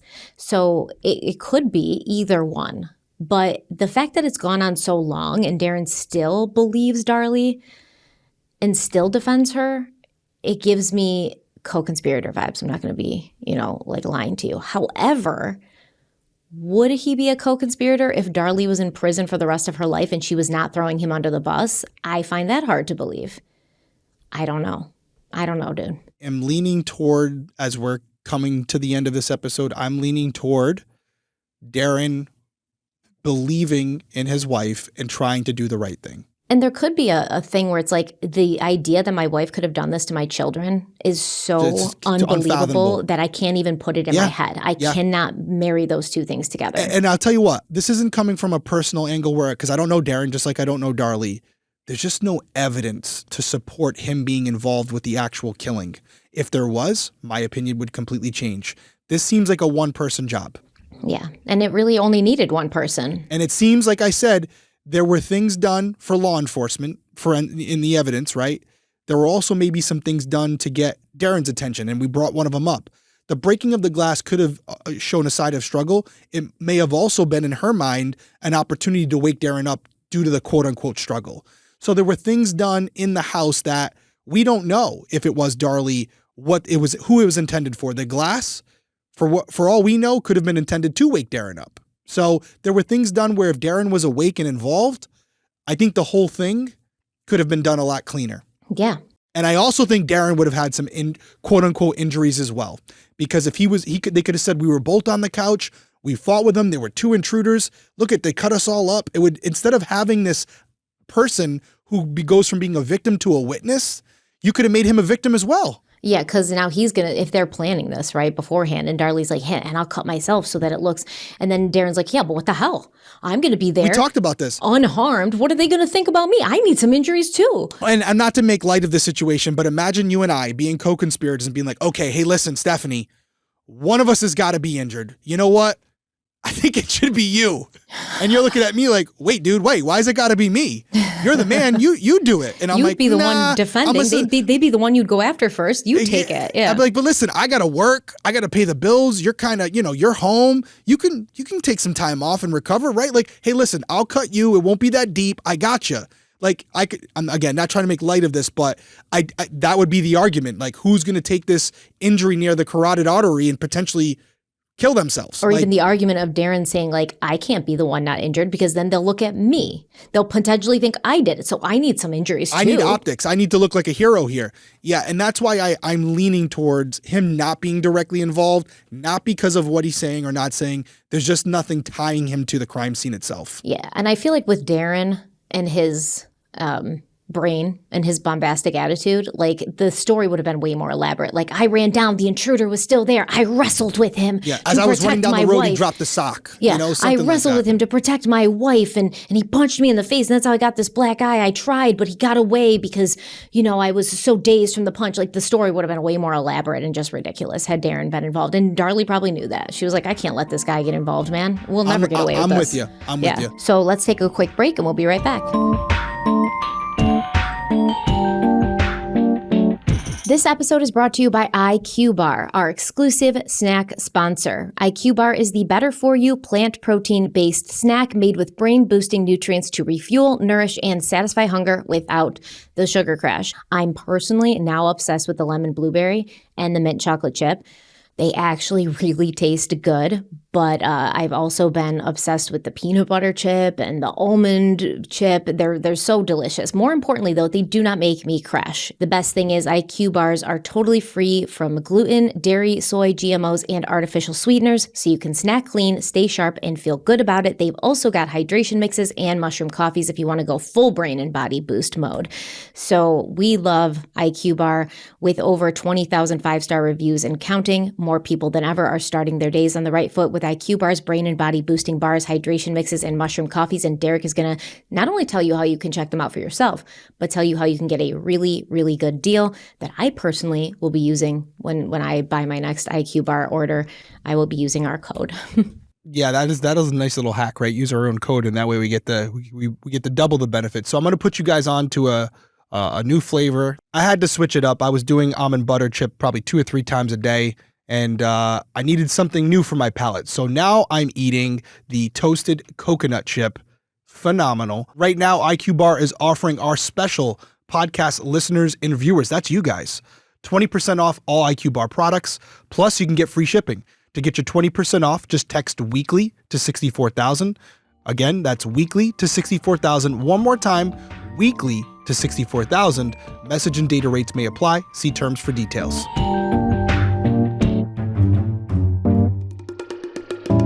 So following Darren's disastrous cross-examination, the defense still had one more key witness to bring forward, Darlie herself. Her attorneys had actually advised her not to testify, but she said she wanted to. So Darlie got on the stand. She talked about how in April and May of 1996, she'd been feeling moody. On May 3rd, she'd become so upset that she started writing a suicide letter, but as she was writing it, she felt silly. So she called Darren, asked him to come home, and he did. She said she told him she didn't like the way she was feeling and that she'd written a suicide letter. They cried together, and Darren asked how she had planned to take her life. She said over-the-counter sleeping pills. She had them in her drawer, but hadn't even removed them. Later, she and Darren flushed them down the toilet. The next day, she felt much better, and it wasn't long before she had her first period in over a year, and after that, she became her old self again. Darlie testified that at the time of the murders, she and Darren weren't out of money, but things were tight. They were 1 month behind on their mortgage, but she said that wasn't because they didn't have the money. It was because she forgot to pay the mortgage and other bills. So Darlie said she'd been used to handling the bills while working at the shop, and when she started staying home full time, there was an adjustment period. She said she needed to reorganize. Her testimony about June 5th mostly matched Darren's until it came to what happened after dinner. She said Darren did fix the gate latch, but that he was the only one who worked on that garage sale. He was the only one in the garage putting things to one side that were going to get sold, putting things to the other side that they were going to keep. It was not her and Dana and Darren in the garage. She said that while Darren was in the garage, she and her sister Dana went upstairs to put Drake down for a quote-unquote power nap, and then went back downstairs to talk about upcoming weddings. The boys returned from playing outside, and Darren took Dana home. When he got back, Drake was lying on her chest while Damon and Devon were on the floor. Darlie made Drake a bottle, and Darren took him upstairs. She stayed in the family room watching TV. Darren came back down. They talked about their upcoming trip to Pennsylvania. Then they talked a little bit about the business and then about their boat. It was important that Darlie mentioned this because during Darren's earlier testimony at her bond hearing, remember, he had said they did not talk about the boat. So this is just another example of how their stories don't match. Even with time, even with lawyers, even with being able to tailor your stories to emerging evidence, they still could not get their stories to match. So Darlie continued saying, quote, "We discussed getting rid of the boat because we weren't using it anymore. There wasn't an argument. That's all been taken out of context. There was not an argument about the boat. There was not an argument about the car," end quote. She also testified about what happened as Darren went to bed. Darlie said, quote, "I asked him if he had made sure that the front door was locked, and he said that he did. And I asked him to turn off the kitchen light as he was going upstairs," end quote. According to Darlie, she fell asleep after speaking with Darren. She said, quote, "The next thing that I remember is Damon hitting my shoulder, and he said, 'Mommy,' or he said, 'Mommy, Mommy,' I'm not sure, but he said, 'Mommy.' I looked up, and you've got to remember that I'm not completely awake, you know? When you first wake up, you're not completely wide awake. And there was a man that was down, going away from the couches, walking away from me. I started to get up, and when I stood up, I heard a noise like glass breaking. I started to walk towards the kitchen. Damon was behind me, and when I got to the kitchen, I put my hand back here for Damon to stay," end quote. And I guess, it might sound hard to believe that Damon could have been standing after the attack, but according to the medical examiner who conducted his autopsy, it was possible. The ME did say that Damon did not die instantly. While she didn't specifically say whether he could stand, she testified that he could have remained mobile and moved on his own for about 10 to 15 feet over the span of 5 minutes. And during that time, he could have made sounds before collapsing and surviving for a few minutes longer before passing away. So it's possible. But how probable is it that she doesn't notice how bad his condition is? Yeah, no, it's absolutely horrible because there is some truth in that story. No matter which way you look at it, there's truth. There's probably some truth in that story. And I've seen multiple scenarios where I've had to work a homicide and we get video from the bar or the restaurant and you see somebody get stabbed and they're walking out of the bar like they're going to be fine and they drop after like 10, 15 seconds. So definitely possible. But there's so many bigger questions here for me. Because at this point, the man's already walking away from her, which means she's already been injured. She's already been beat up. She's got the cuts, the bruises on her arm, on her neck, on her chest. All of this is all transpired. And yet none of that woke her up. What woke her up was her son calling out her name. Bumping into her shoulder. Not the gash to the neck, not the slamming of the arm, what would have had to occur to cause that much bruising. Not her son's crying as they're being attacked. Nothing. What woke her up was mommy, mommy. Think about it. Literally, that woke you up, but you being stabbed or sliced didn't. That doesn't make sense. And I do want to acknowledge, although I don't believe it, there are some pockets of people who state that those sores in her mouth could have been because she was drugged, like some type of chloroform or something put over her face because the intent of the intruder was to SA her and not to kill her. And then that got kind of changed because the kids were involved or whatever. To me, ludicrous. It doesn't make sense. Well, she's not going to mention these sores at the hospital. They're not going to notice the sores. Come on. I'm not even really entertaining it, and I'm the guy who entertains everything. Yeah, because I'm not entertaining it. It's a whole thing that was brought up during Darren's testimony out of nowhere, had never been mentioned before, and now what? Yes, does the defense possibly want to introduce a theory that she was drugged? I mean, her blood would have been taken at the hospital. Was there any, chemicals or indications in her body? Like, I don't know. To me, and if she was drugged, but here's the problem with that. And this is why I'm not acknowledging it for anyone being like, why wouldn't you acknowledge it? If she was drugged to the level where she was incoherent and unaware that she was being physically assaulted and stabbed, that same level of sedation would not cause her to wake up from someone calling her name mommy. You get what I'm saying? The two things can't be true. So if she was drugged to the point where she could not feel her throat being slashed, she would not have woken up from her son saying mommy, mommy. That's my point. So it's one or the other. And if it's the other, then that means everything else that we have forensically is just a red herring. It does not make sense. It does not line up, which is why I think this account of what happened, where she wakes up to her son calling her name and the man walking away, not finishing her off, not killing her, makes no sense to me, especially when we have the wounds on Damon and Devon. This guy went there to kill everybody and stopped at the two boys and didn't kill one or two of the adults. Makes zero sense. Yeah, especially if she woke up and followed him, he'd be like, oh shit, like I'm not wearing a mask. She saw my face. I got to kill her now. She got to go. And why would I really hesitate to do so? I just killed two little boys. What is killing a grown woman going to bother me? You're not going to leave that loose end. No. You're not going to leave that loose end. She can identify you. Like the prosecutor said, and he just happened to be walking away. How does he know that she didn't get a glimpse of his face? You've already injured her.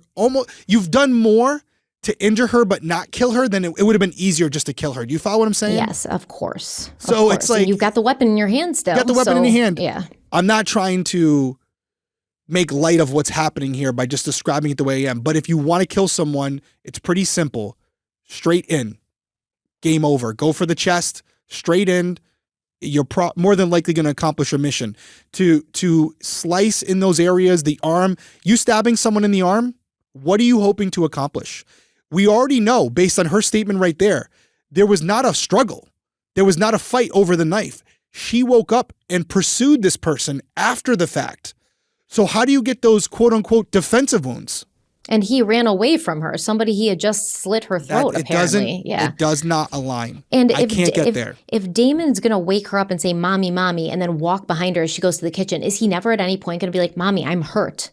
Mommy, I'm hurt. I'm bleeding. He might have, if this actually happened, he could have died in that moment. It could have been a few seconds. He bleeds out and that's it. But it didn't happen. Yeah. That's the point. I don't believe it. Yeah. It didn't happen.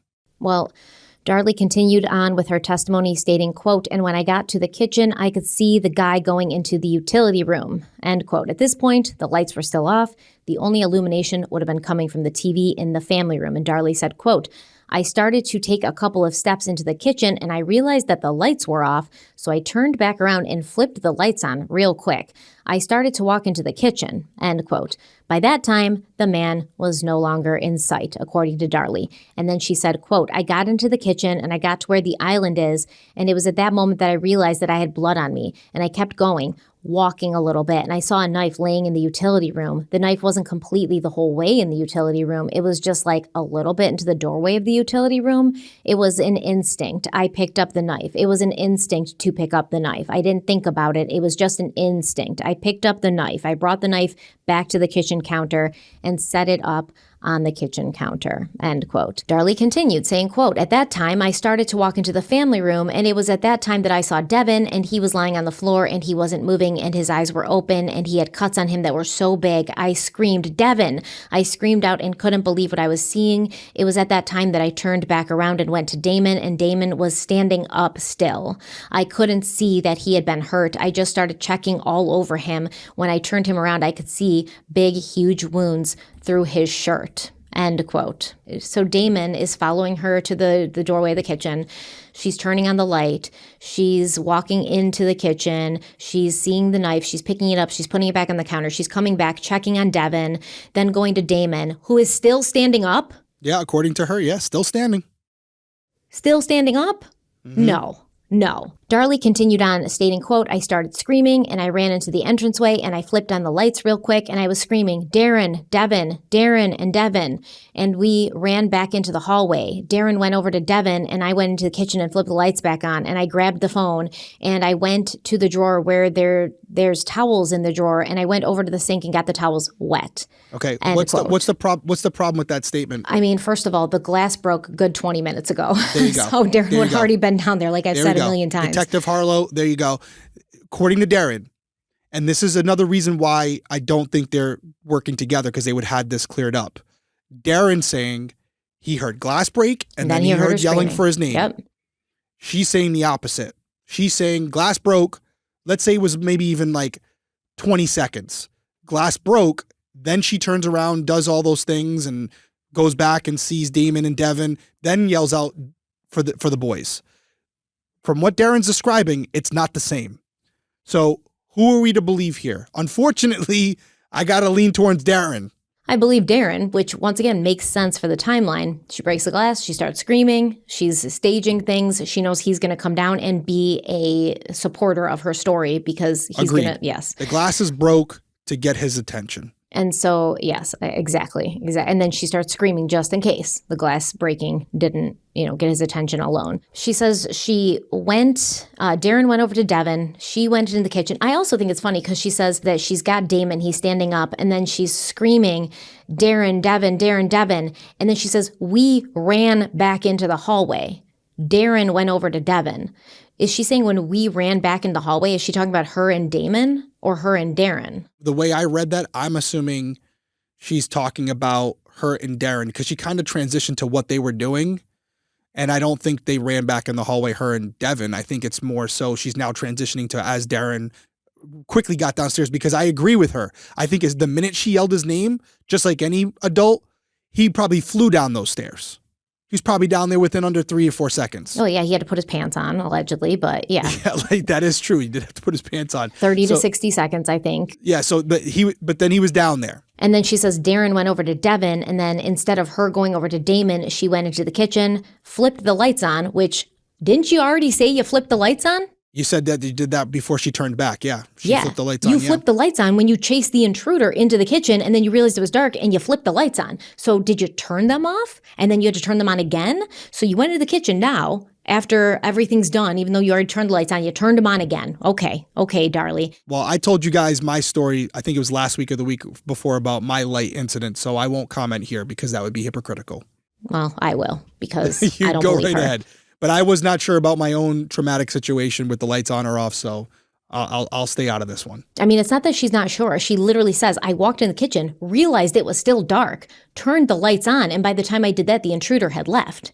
And now she's going back into the kitchen to get towels, and I flipped the light on again. So whatever. I strongly recommend all of you, too, if you're on audio, take a second and go check out the link that we provided and some of the photos we provided of the real estate photos of this property. I think it was after this all occurred. And you can see the layout of the land. Because I'll tell you, for me, it just gives that three-dimensional perspective that you really need to understand the movement that night, in that moment, how far the distances are. I think it really made things a lot clearer for me. The fact that she went into the kitchen and turn the lights on and to get towels and get them wet. This is obviously going to be called into question. Like, why did you do that? Why didn't you just grab towels or grab blankets or a pillow or whatever was close by and put it on the wound on your son Damon's back, which you now knew was this huge gash that you said Take your own shirt off. Anything would have done, right? Now you're going in, you're getting the towels wet and like, come on, this is ludicrous. So she is going to respond to that and we're going to talk about it after the break.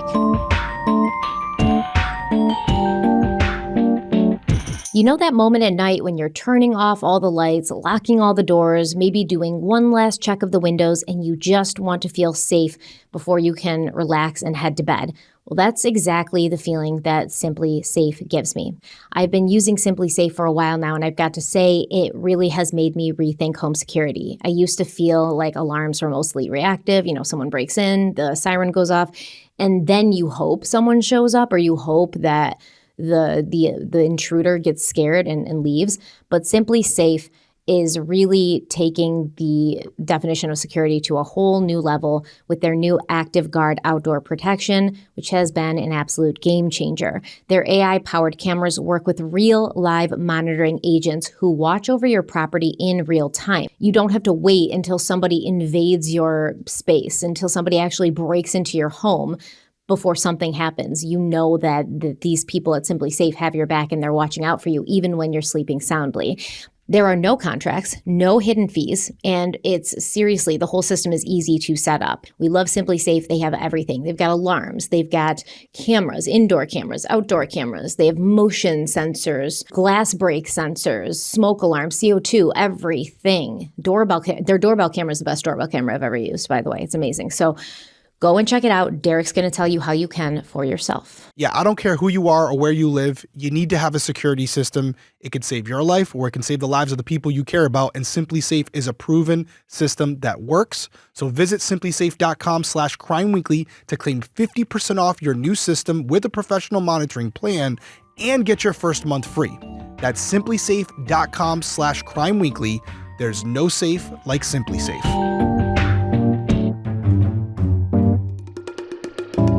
Okay, we're back. So like I said, going into the kitchen, getting towels, getting them wet, taking all this time when you all have already acknowledged that you knew your son had huge wounds in his back and you could have used anything from the living room, blankets, pillows, your own shirt, anything to stop the bleeding. This was called into question, and Darlie, she said she knew this was a weird choice. She said, quote, "I just wanted to help stop the bleeding. I didn't know what to do.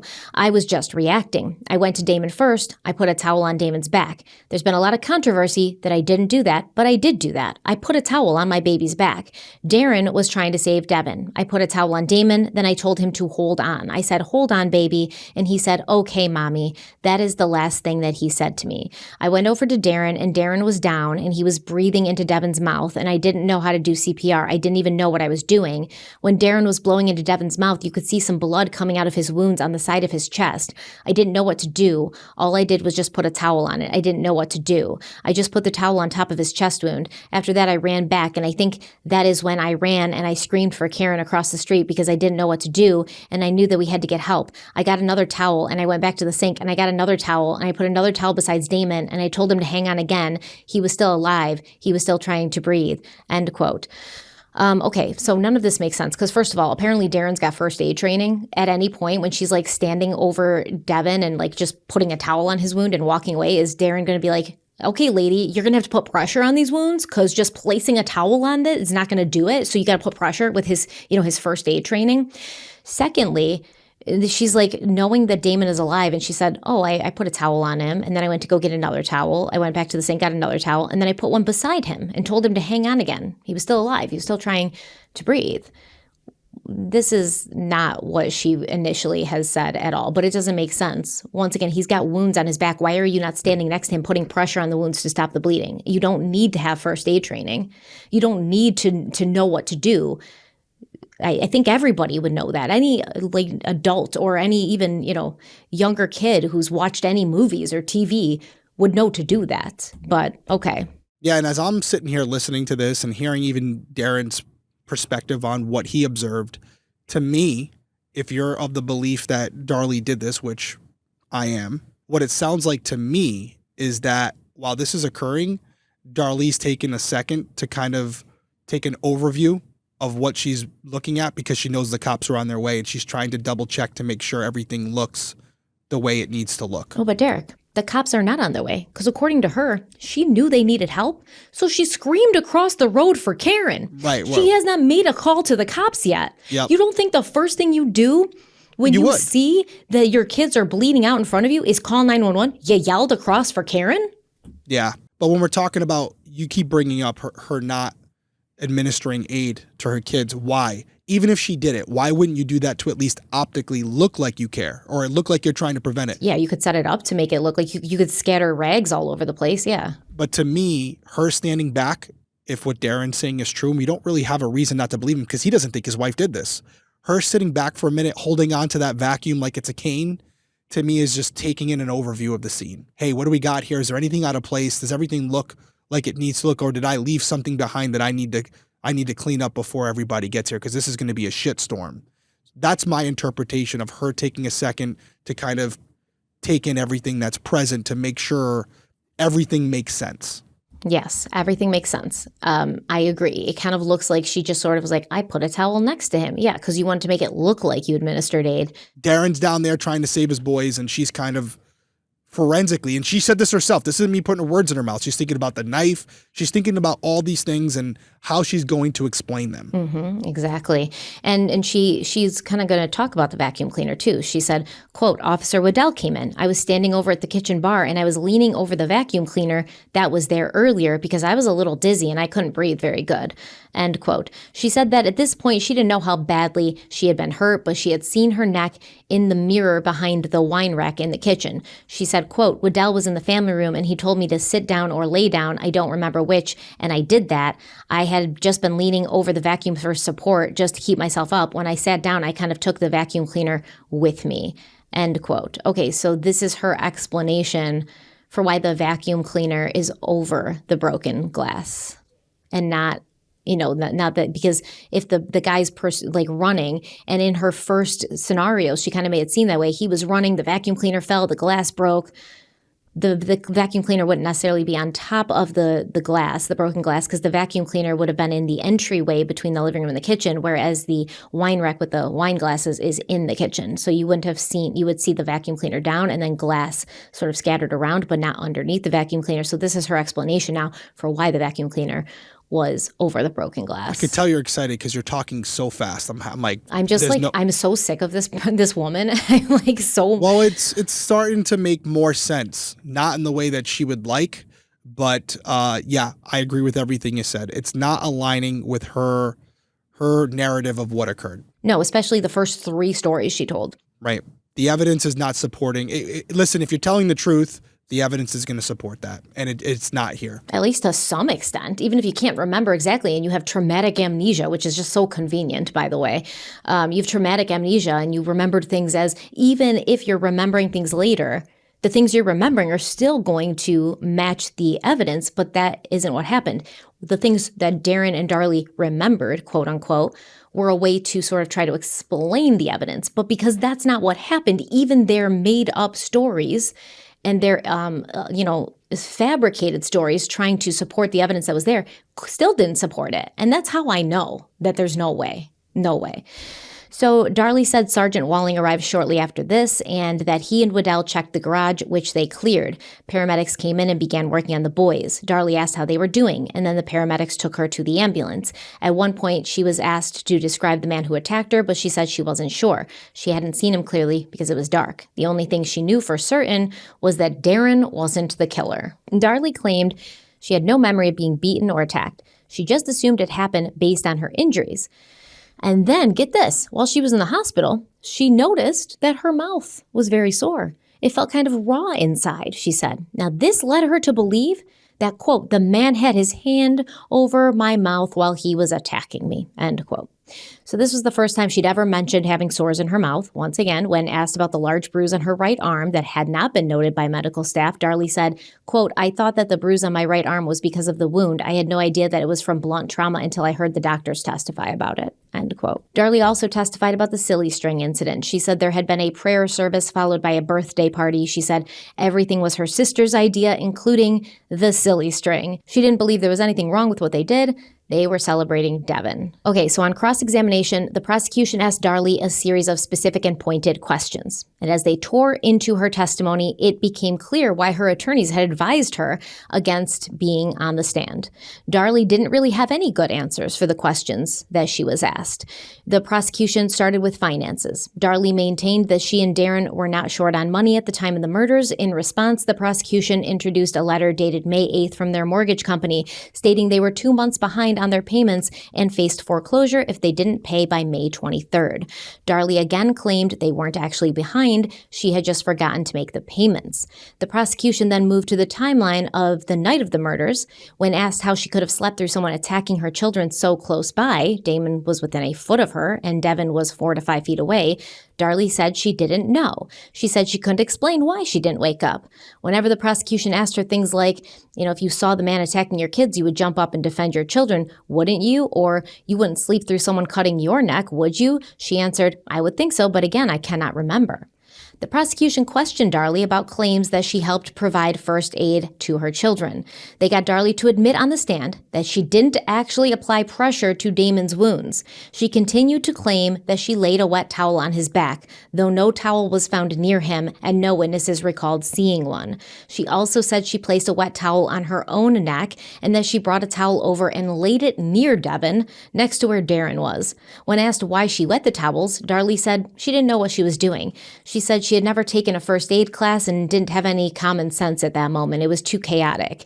It was worth noting that none of the towels collected from the scene showed diluted blood, which means what, Derek? I'm assuming you're going to say, like, you're saying because the towels, if they were wet, then that would mean that the water diluted the blood. Is that what you're getting at? Yes. So let me push back a little bit on that. Depending on how wet they were, would that indicate less dilution?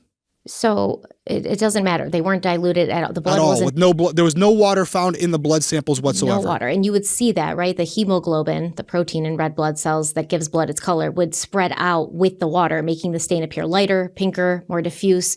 The more water present, yes, the more diluted it would appear. But if there's any water on the rag, you're going to see that the blood on the rags is mixed with water. It's diluted. Zero dilution, no water found in it, sure. Bright red blood, yes. Yeah, I don't know how much dilution you would have there, but I see the argument they're making. It's just, again, kind of like the defense would do, poking a hole in the narrative that she's trying to convey. Hey, I wet the towels, I did all this.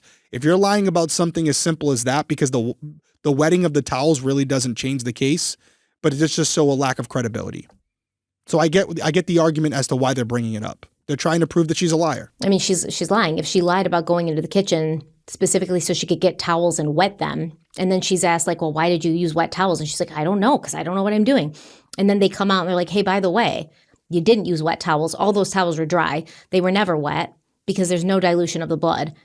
So you didn't wet the towels. Why would you lie about that? It's such a big part of your story. Yeah, and that's the angle that I can see here, because the towels being wet, not being wet doesn't really change much of it other than discredit her, which is important here because, you know, she's going to try to get a jury to believe her. She's deciding against not testifying, so they're going to make her pay for it. Well, I mean, in general, it would make no sense to wet the towels, right? Because you're just trying to stop the blood. Well, you would want dry cloth because it would absorb more blood. It would cause it to clot. So yeah, the water wetting it wouldn't make sense. Now, if she was on fire or they were on fire, yeah, sure, that makes sense. Or you're just trying to clean something. Water would make more sense. But so they're asking her, why would you do that when that's not going to help? And she's like, well, I didn't know what to do, which is fine. Right. You didn't know what to do. That's fair. That's fair. That would be fair. But the fact that these towels were never wet and you're saying they were because you want to have a reason for why it took so long for you to administer aid to those kids because you were in the kitchen, right? Like, and she didn't even wet the towel that was on her neck. And none of the towels were found with diluted blood. So yeah, we could throw the photos up of the towels again. They do look wet, but that to me is blood. It's soaked in blood. That's why they look wet. Yeah. So the prosecution emphasized how often Darlie said she couldn't remember, whether it was a question about what she had told the 911 operator, the police, hospital staff, or her family and friends. And her answer was almost always that she didn't know or couldn't recall. And to the prosecution, that was all just a little too convenient. By the time the prosecution finished cross-examining Darlie, things were not looking good for her, and it was about to get worse as her defense team failed to do a few key things before resting their case. They didn't play the footage of the prayer service that happened before the birthday party/silly string incident, and later the defense admitted they, quote, didn't really have any idea at that time that the silly string incident would play such a major part with the jurors, end quote. By not showing the prayer service first, they left jurors with just one image, Darlie celebrating at her son's gravesite. They also didn't call a rebuttal witness to challenge FBI agent Brantley's findings, which was a critical oversight, and his testimony had been incredibly damaging. So once the jury was handed the case, they deliberated for hours. During that time, they reportedly, like I said, watched the silly string video 7 additional times and asked to review transcripts of key testimony from the trial. On February 1st, after 10 hours of deliberation, the jury found Darlie guilty of capital murder. The case then moved into the sentencing phase where the jury had to decide whether Darlie should receive the death penalty. And after only 4 hours of deliberation, they recommended that she be sentenced to death. The judge agreed and formally sentenced Darlie to death. Now, I think this is interesting because it does 10 hours of deliberation. It looks like the jury did put some time and effort into going through this case and kind of discussing. And by the time they had done that, when they had to deliberate on whether she got life in prison or the death penalty, the fact that they came back with the death penalty lets me know that they genuinely really did not have any doubts. Yeah, that's a tough decision for any human being to make. Yeah. And to come back that quickly, it does say a lot. Yeah, so it does say something to me because it is hard to sentence someone to death when you're not really, really confident that they did it. And the jury appeared to be, after a trial and 10 hours of deliberation and reviewing everything, they knew. They appeared very confident, yeah. So that's not the end of Darlie's story, though. Nearly 30 years after her conviction, Darlie still maintains her innocence, and she's gained a significant number of supporters along the way. And to be fair, in our next and final episode, we are going to break down Darlie's claims of innocence and the arguments from those who believe the state got it wrong. We're going to go over her side of things, the people who support her, and there's articles and blogs out there. This is why Darlie is innocent. That's what we're going to go over now, and then we're going to kind of discuss what we think about that and share our final opinions on this case. Yeah, so coming into next week, we'll go over those things. We want to give Darlie a fair shake. I know where I'm leaning on this one, and to me, it appears that Darlie committed these murders. And I don't believe it was financial in nature. I believe there may have been an instance of postpartum psychosis. I see a lot of similarities with the Lindsay Clancy case. Are you familiar with that one? We covered it. We covered it? Yeah. When did we cover it? I know I covered it on It happened in New England, right? Yeah, we covered Duxbury, Massachusetts. We covered it on a Crime Weekly News. She threw herself out the window. No, we actually did a whole series on it. You're right. Yeah, we did. I got them confused. We did the series here, and I did it on Crime Feed. So we covered it, and there are some similarities there where there was a window where Lindsay could have carried this out, and same thing for Darlie. And I think that's might be what we're looking at here. And I come to that conclusion not because of the silly string video or any of that. To me, that's just noise. It's part of the story, but it's noise. To me, it comes down to her account of what happened and the forensic evidence not lining up. For me, something that has been mentioned multiple times, but we can't emphasize it enough. An intruder goes in there with the intent on killing people, kills the two sons in a certain way, and then completely deviates from that methodology for Darlie. In a matter of seconds, decides, you know what? The way I just killed these two kids, I'm going to change it up completely and carry it out a completely different way. The only explanation for that would be two intruders. And by Darlie's own account, there was only one man. So I'm interested to hear the rebuttals as far as this evidence. I will tell you, I've been inundated with DMs and emails, and I haven't answered all of you because a lot of you are saying the same thing. To me, hearing from Danelle, Darlie's sister, would be key next week. And I'm saying what I'm saying right now so that she knows where I stand.